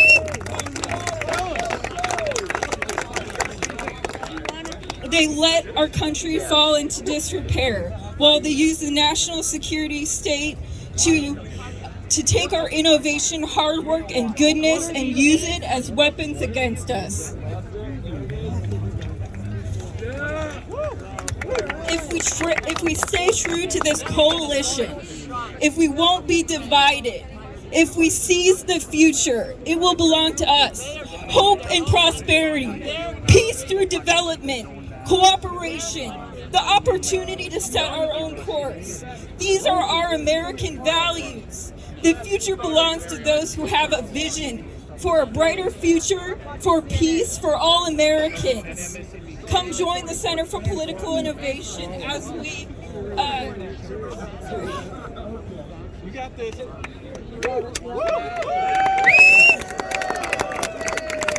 Come join the Center for Political Innovation at 6 p.m. We're having an event, Preventing World War III. This is what it's about. We won't let them divide us. Thank you.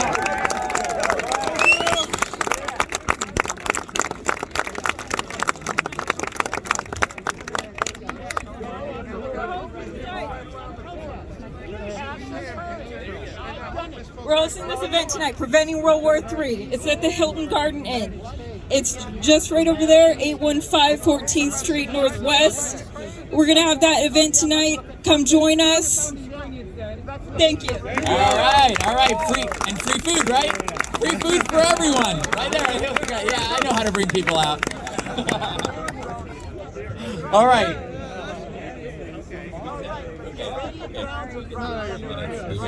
All right. Next up, we have Utsa.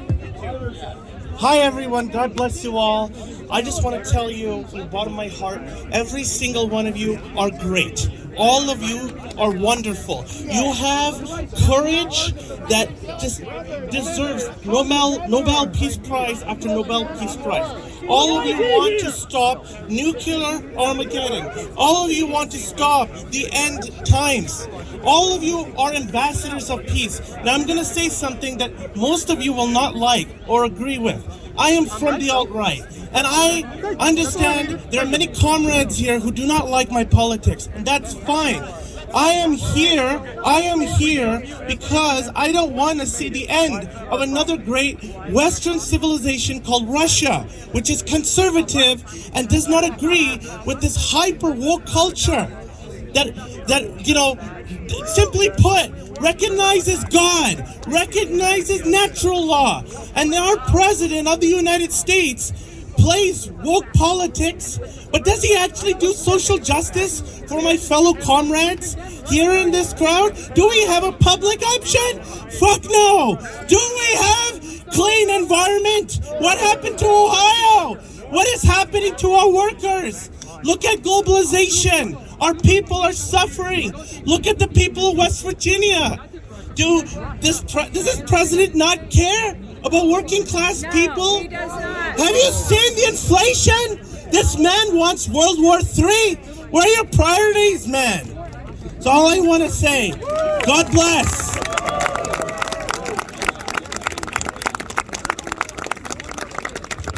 All right, next we have a speaker from the Uhuru movement.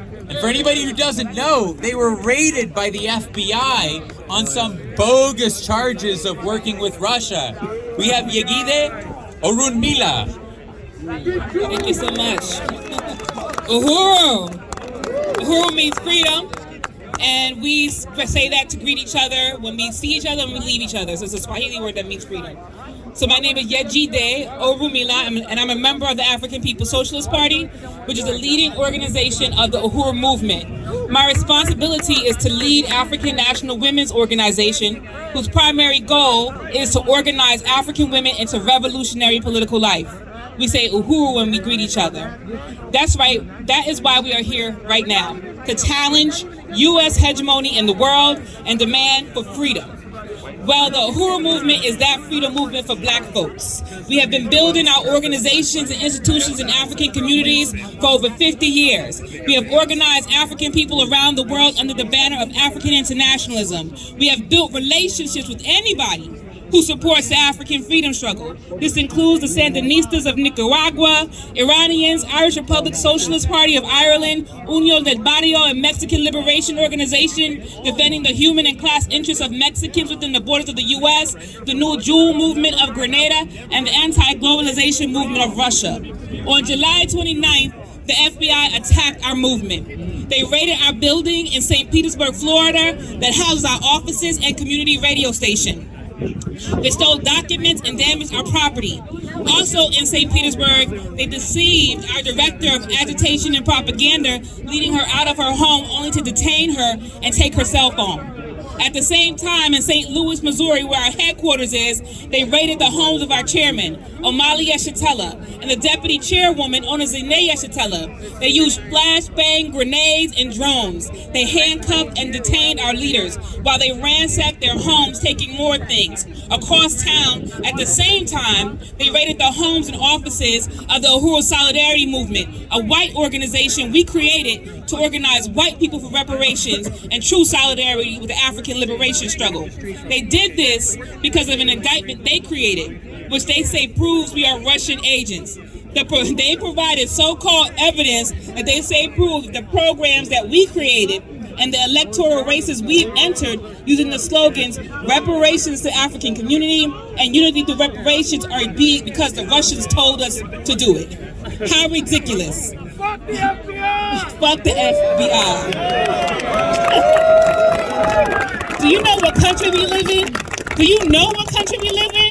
Do you know the legacy of violence and oppression doled out to African people who have only wanted to be free in this country since it was first established? The Uhuru movement wants to be free. The colonizers, the people who run this country, believe that this is a threat. That is why they created this ridiculous indictment and have the audacity to say that the reason we build is because of Russians and not because we are responding to the U.S. colonial oppression that we faced since the settler colony was founded. We are in the fight to defend our movement against impending indictments, but more than that, we are in a struggle to defend our fight for freedom. We have created the Hands Off Uhuru, Hands Off Africa campaign that has won international support for our struggle and exposes the FBI legacy of subversion, particularly as it applies to African freedom struggle. And I want to be clear, so we're all on the same page. Freedom for us is not to make America better for us. Freedom is a total destruction of this colonial mode of production led by U.S. imperialism. We organize to destroy the colonizer because by doing so, we destroy the designation of being colonized. We organize to free Africa and African people from being the objects of history so that we become the subjects of history. We organize to unite Africa under one socialist government that is hell-bent on self-determination at all costs. We recognize that this organizing, when we win, will shift the entire economic landscape of the world. We are winning. We will not back down. We call on anyone who believes in self-determination and a people's right to freedom to join our campaign because we need lawyers, we are raising money to fight off the FBI, and we need your skills and expertise to beat back the beast. Can you stand with us? If so, Uhuru, great. Then we calling you to go to handsoffuhuru.org and long live the African Revolution.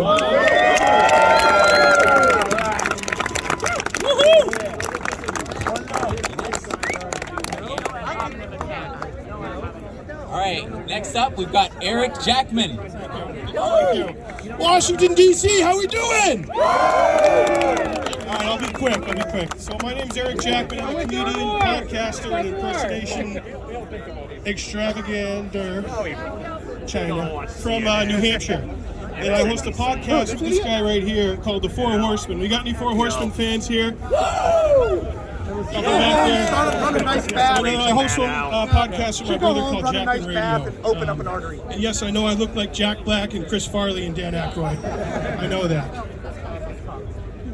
Wow, what an event today. So, in 2008, I drove Senator Mike Gravel all around New Hampshire. You remember Mike Gravel? One of the most badass, based, zero fucks given voices for peace this country's ever seen, to walk the halls of that shithole down there at Capitol Hill, wherever it is. And also in 2008, I became friendly with Dennis Kucinich and Ron Paul. How about those guys? In 2012, I worked in earnest for Ron Paul's campaign in New Hampshire, and we nipped right at Ken Dahl, Mitt Romney's heels. We came in second place with 24% of the vote, and it was an insurgent and upstart, and one of the most inspiring things I've ever been a part of. And in that coalition, I see that coalition here again today. I see people who have socialist leanings, libertarian leanings, independent leanings, Green Party, and no political leanings. The one common thread among everybody in that coalition: we are sick and tired of fucking war. We're done.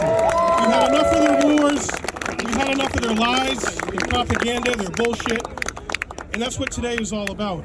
And I was disappointed that a certain former independent governor from Minnesota wasn't here today.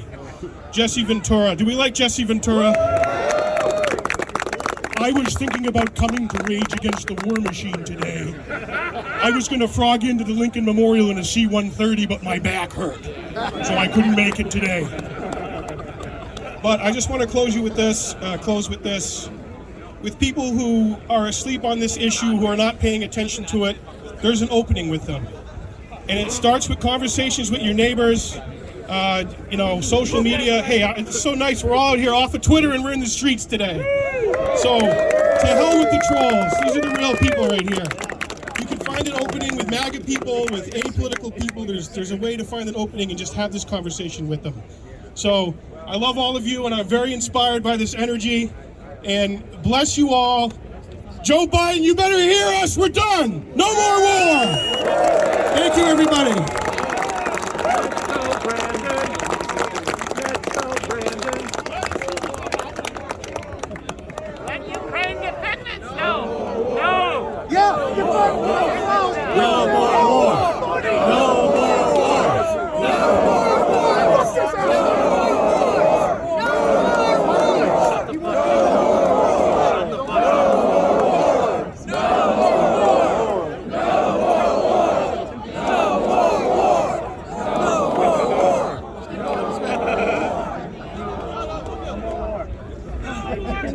I am Clint Russell. I'm a libertarian.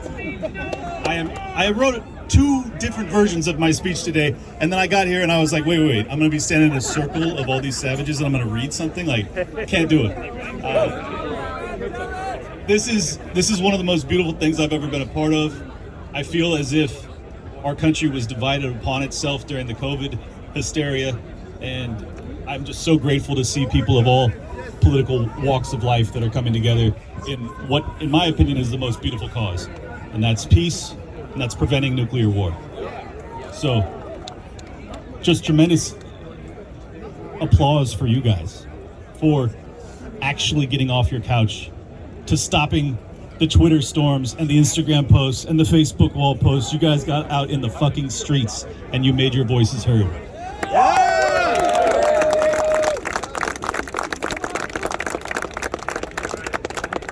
We have been dealing with psychological operation after psychological operation, both to divide us, but then also to give us an external enemy by which we can focus our rage.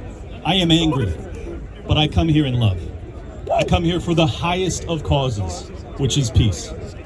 I know that's why I can look at you and have all of the differences in the world when it comes to economics and still see you as a brother or a sister in this moment.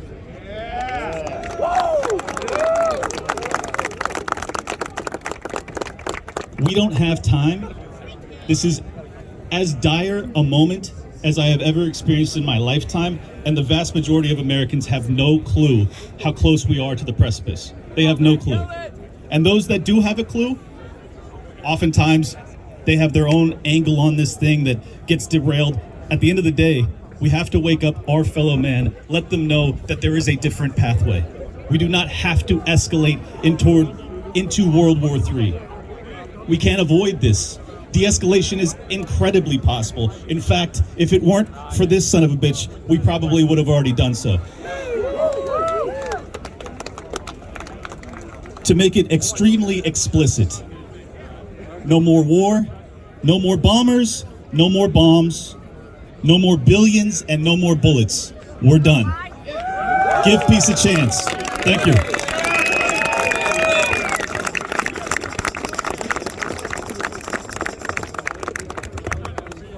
guys. I'm a friend of Clint's and of Eric Jackman's. I'm a libertarian myself. And, I'm not a philosopher. I'm not a politician.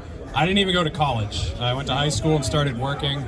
I'm a truck driver and an equipment operator from the hills of New Hampshire. So I just read the news and look between the lines and actually know what's going on to some extent. That puts me far ahead of everybody who's running this shit show behind us. But, I've been a working man for my entire life. And as any working man can tell you, your time is your most valuable thing that you have.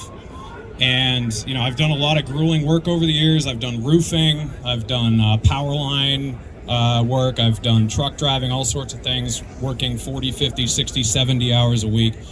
And in the year 2019, I worked almost 3,000 hours, and I was doing all sorts of crazy jackhammering, hand-digging holes, just miserable work day in and day out.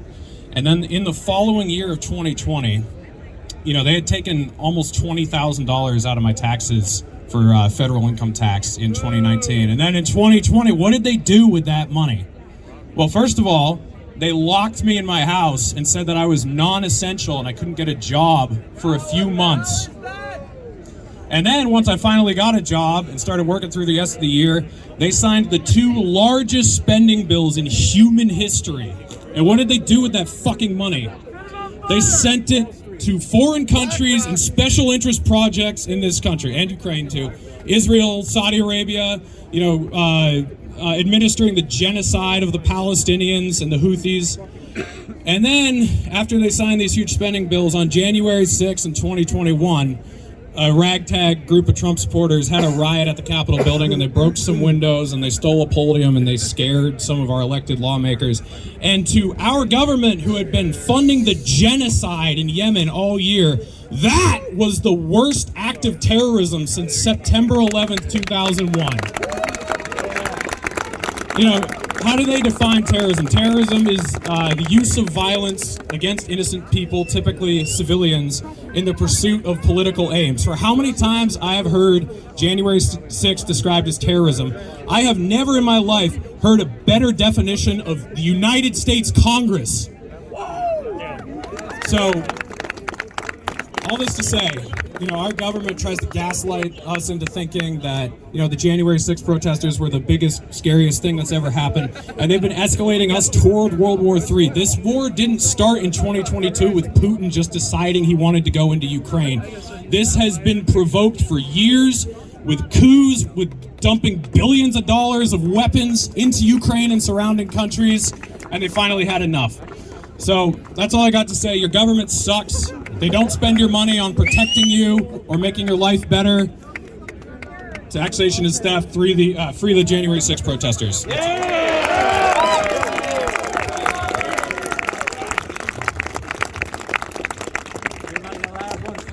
So our friend asked, how do we define terrorism? Terrorism is blowing up the pipeline. That's terrorism. U.S. government, this U.S. government are terrorists. They are not. It's not a legitimate government. It is an illegitimate government that is conducting terrorism. That's all I have to say. They say that lives right there. Another thing. Let's go, Brandon. They are lying that they're pro-environment. They fill this world with viruses, genetically modified. That's killing us. They killed 6 billion people so far. They say that they are pro-environment. They still fund that research. They are derailing trains. They are trying to get us into a nuclear war. And that they say they are pro-environment. These people are liars. Everything that they say is the opposite. Everything that they claim, the opposite is true.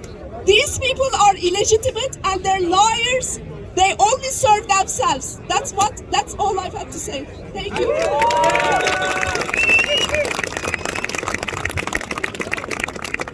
Thank you everybody for showing up. This is amazing. This is absolutely incredible. Thank you to the organizers for setting this up. One thing we need to do is make the war hawks the minority. As somebody who served for 7.5 years as a logistics officer in the Army, providing frontline support to the 82nd and the 101st Airborne Divisions, I have seen the harms of war firsthand. It makes it an issue that I'm passionate about. In fact, next week I'm going down to Florida for a memorial run for a friend of mine who we lost in Afghanistan in 2013. I'm wearing this black bracelet on my wrist inscribed with the names of my friends who were killed in needless wars. I will say 9/11 turned me into a neocon. I was a Tea Party patriot. I was a conservative. Ron Paul, who it's an honor to speak at this event with, planted the seeds of liberty. Go ahead, man. We're listening. Go ahead. I just couldn't get past his foreign policy. But it was 5 years into the Army that the government taught me to see big picture, global war strategy. I looked at the map. I realized why we went into Iraq. It wasn't for WMDs. It wasn't for oil. It was to have a strategic position on a country called Iran.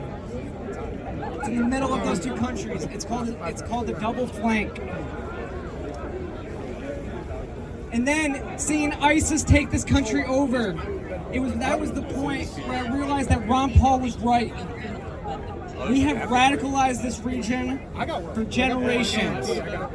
Because that's what we do. We go into these places, we fuck shit up, and then we leave. We leave it in ruins, thus radicalizing more people against the United States. And for what? For money. The military-industrial complex is the biggest and most powerful lobby in the world. I worked in logistics. I saw the budgets, I saw the cost of supply. Like the fact that a 50 cal round costs $7. I've seen units spend 30,000 rounds within 4 hours. You can do the math. And now we're spending $400,000 to shoot down hobby balloons. This is also kind of a tangent. I've also seen the amount we charge soldiers when they lose a piece of equipment. And then into Afghanistan, we leave billions to the Taliban without a single person getting fired. Our government has one job, period, and that is to provide a standing army to protect our country from invasions, not to be the world's police, not to send the money they steal from you to fight proxy wars halfway around the world. It's time we bring our troops home and stop these destabilization operations around the globe. Want to honor our fallen? Quit making more Gold Star families. Because I'm tired of seeing my brothers and sisters die in other people's wars. I will say I'm proud of my service because I love this country, but the mission was wrong. And as I stand in front of the White House right now, I say, free Assange, stop funding the bloodshed, and bring them home. Joe Biden, bring them home.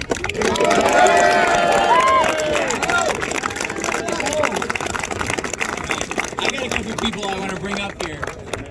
Some members from the People's Party who came from Maine, Buzzy and Grady. I want to let you guys talk.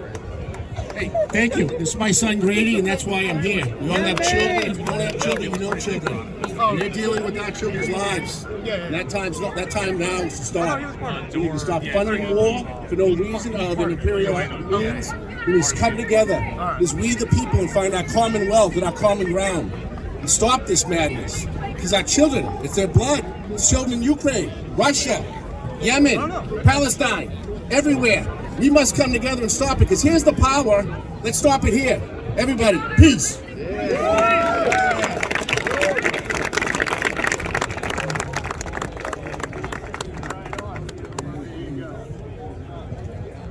Hello, everybody.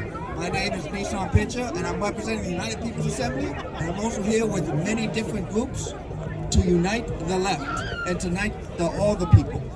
Not just on ideology, but on what works. We're using strategies that will actually work to bring us together. That's the goal. They are here to divide us. We must stay strong together. We must go work on what we agree upon, not fight over what's not important. We all have peace. We all have love. That's what is all important. I here, again, want to bring out some of the groups that I'm now working with. One is the American Union, whose goal is a very great one.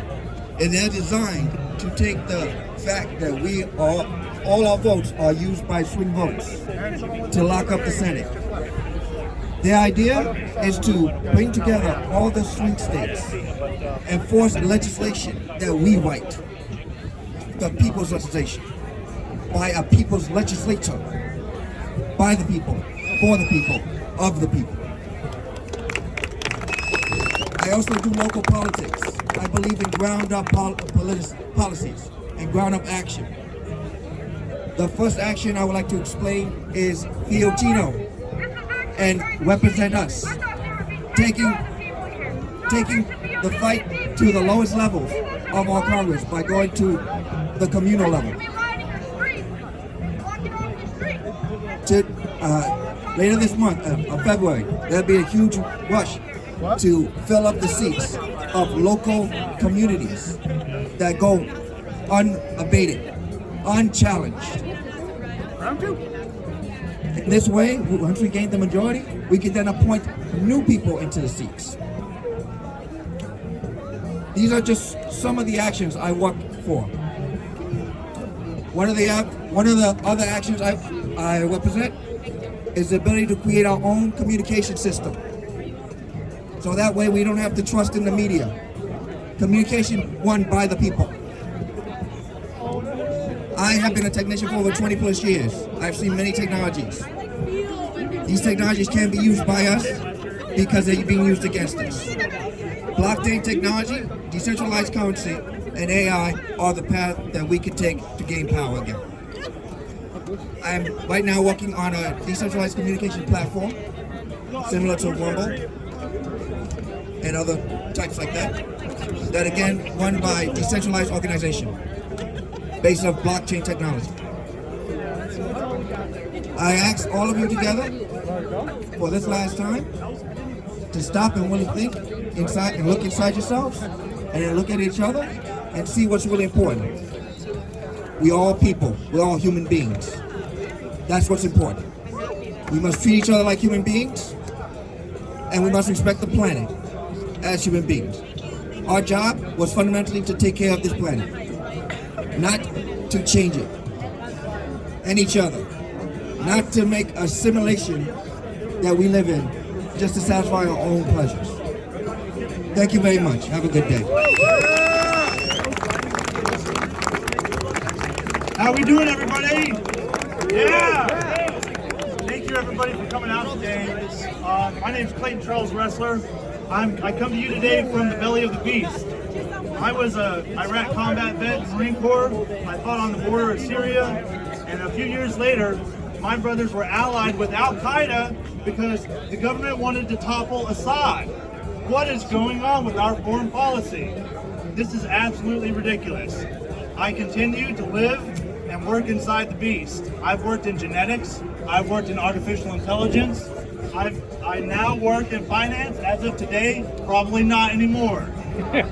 I am telling you that all of our demands, no more money for the Ukraine war, to negotiate peace and call for a ceasefire immediately, that to stop the war inflation, that to disband NATO, to de-escalate the nuclear situation globally, to slash the Pentagon budget, to abolish the Mickey Manton CIA, to reduce Warren Empire, to restore our civil liberties, and to free Julian Assange.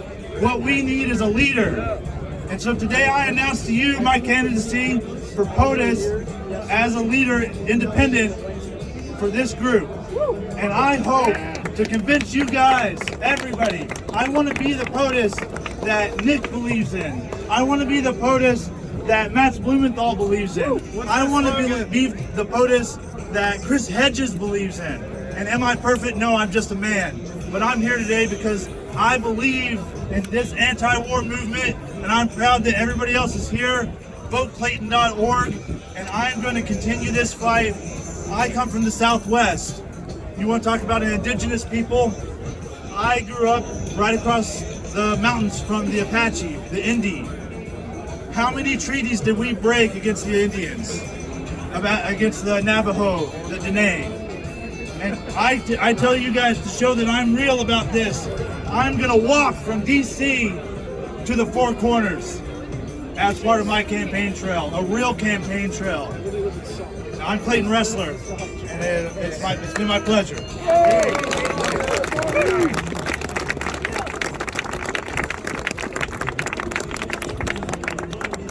All right. Hey, I saw Daniel DeCedar out there. Are you still out there, Daniel? Still out there? You should absolutely say a word. No, don't see him. I got something to say. Hey, Daniel DeCedar, are you out there? I don't see you.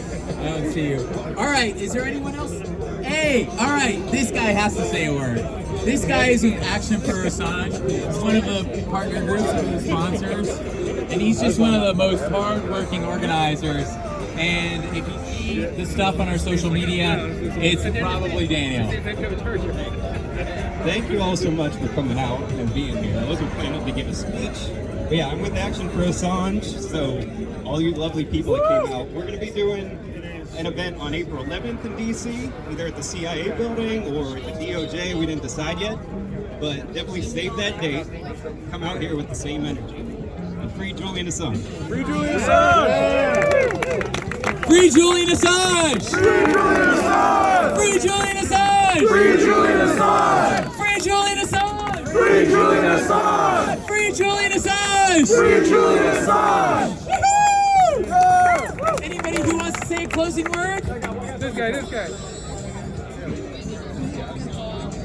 So I'm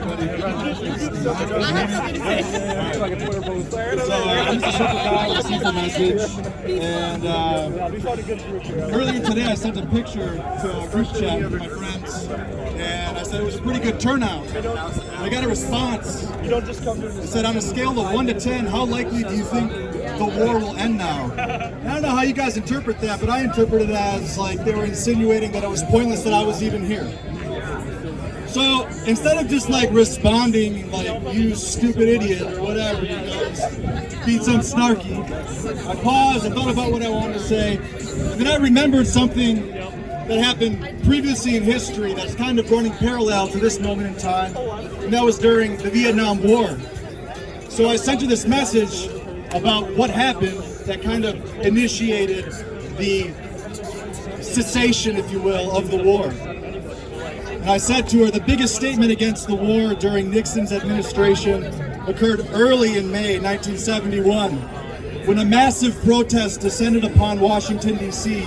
with the slogan, "If the government won't stop the war, we'll stop the government." Activists camped out for a few days across the region before marching into the city on May 3rd. Over 25,000 protesters flooded the streets and built temporary barricades to halt traffic.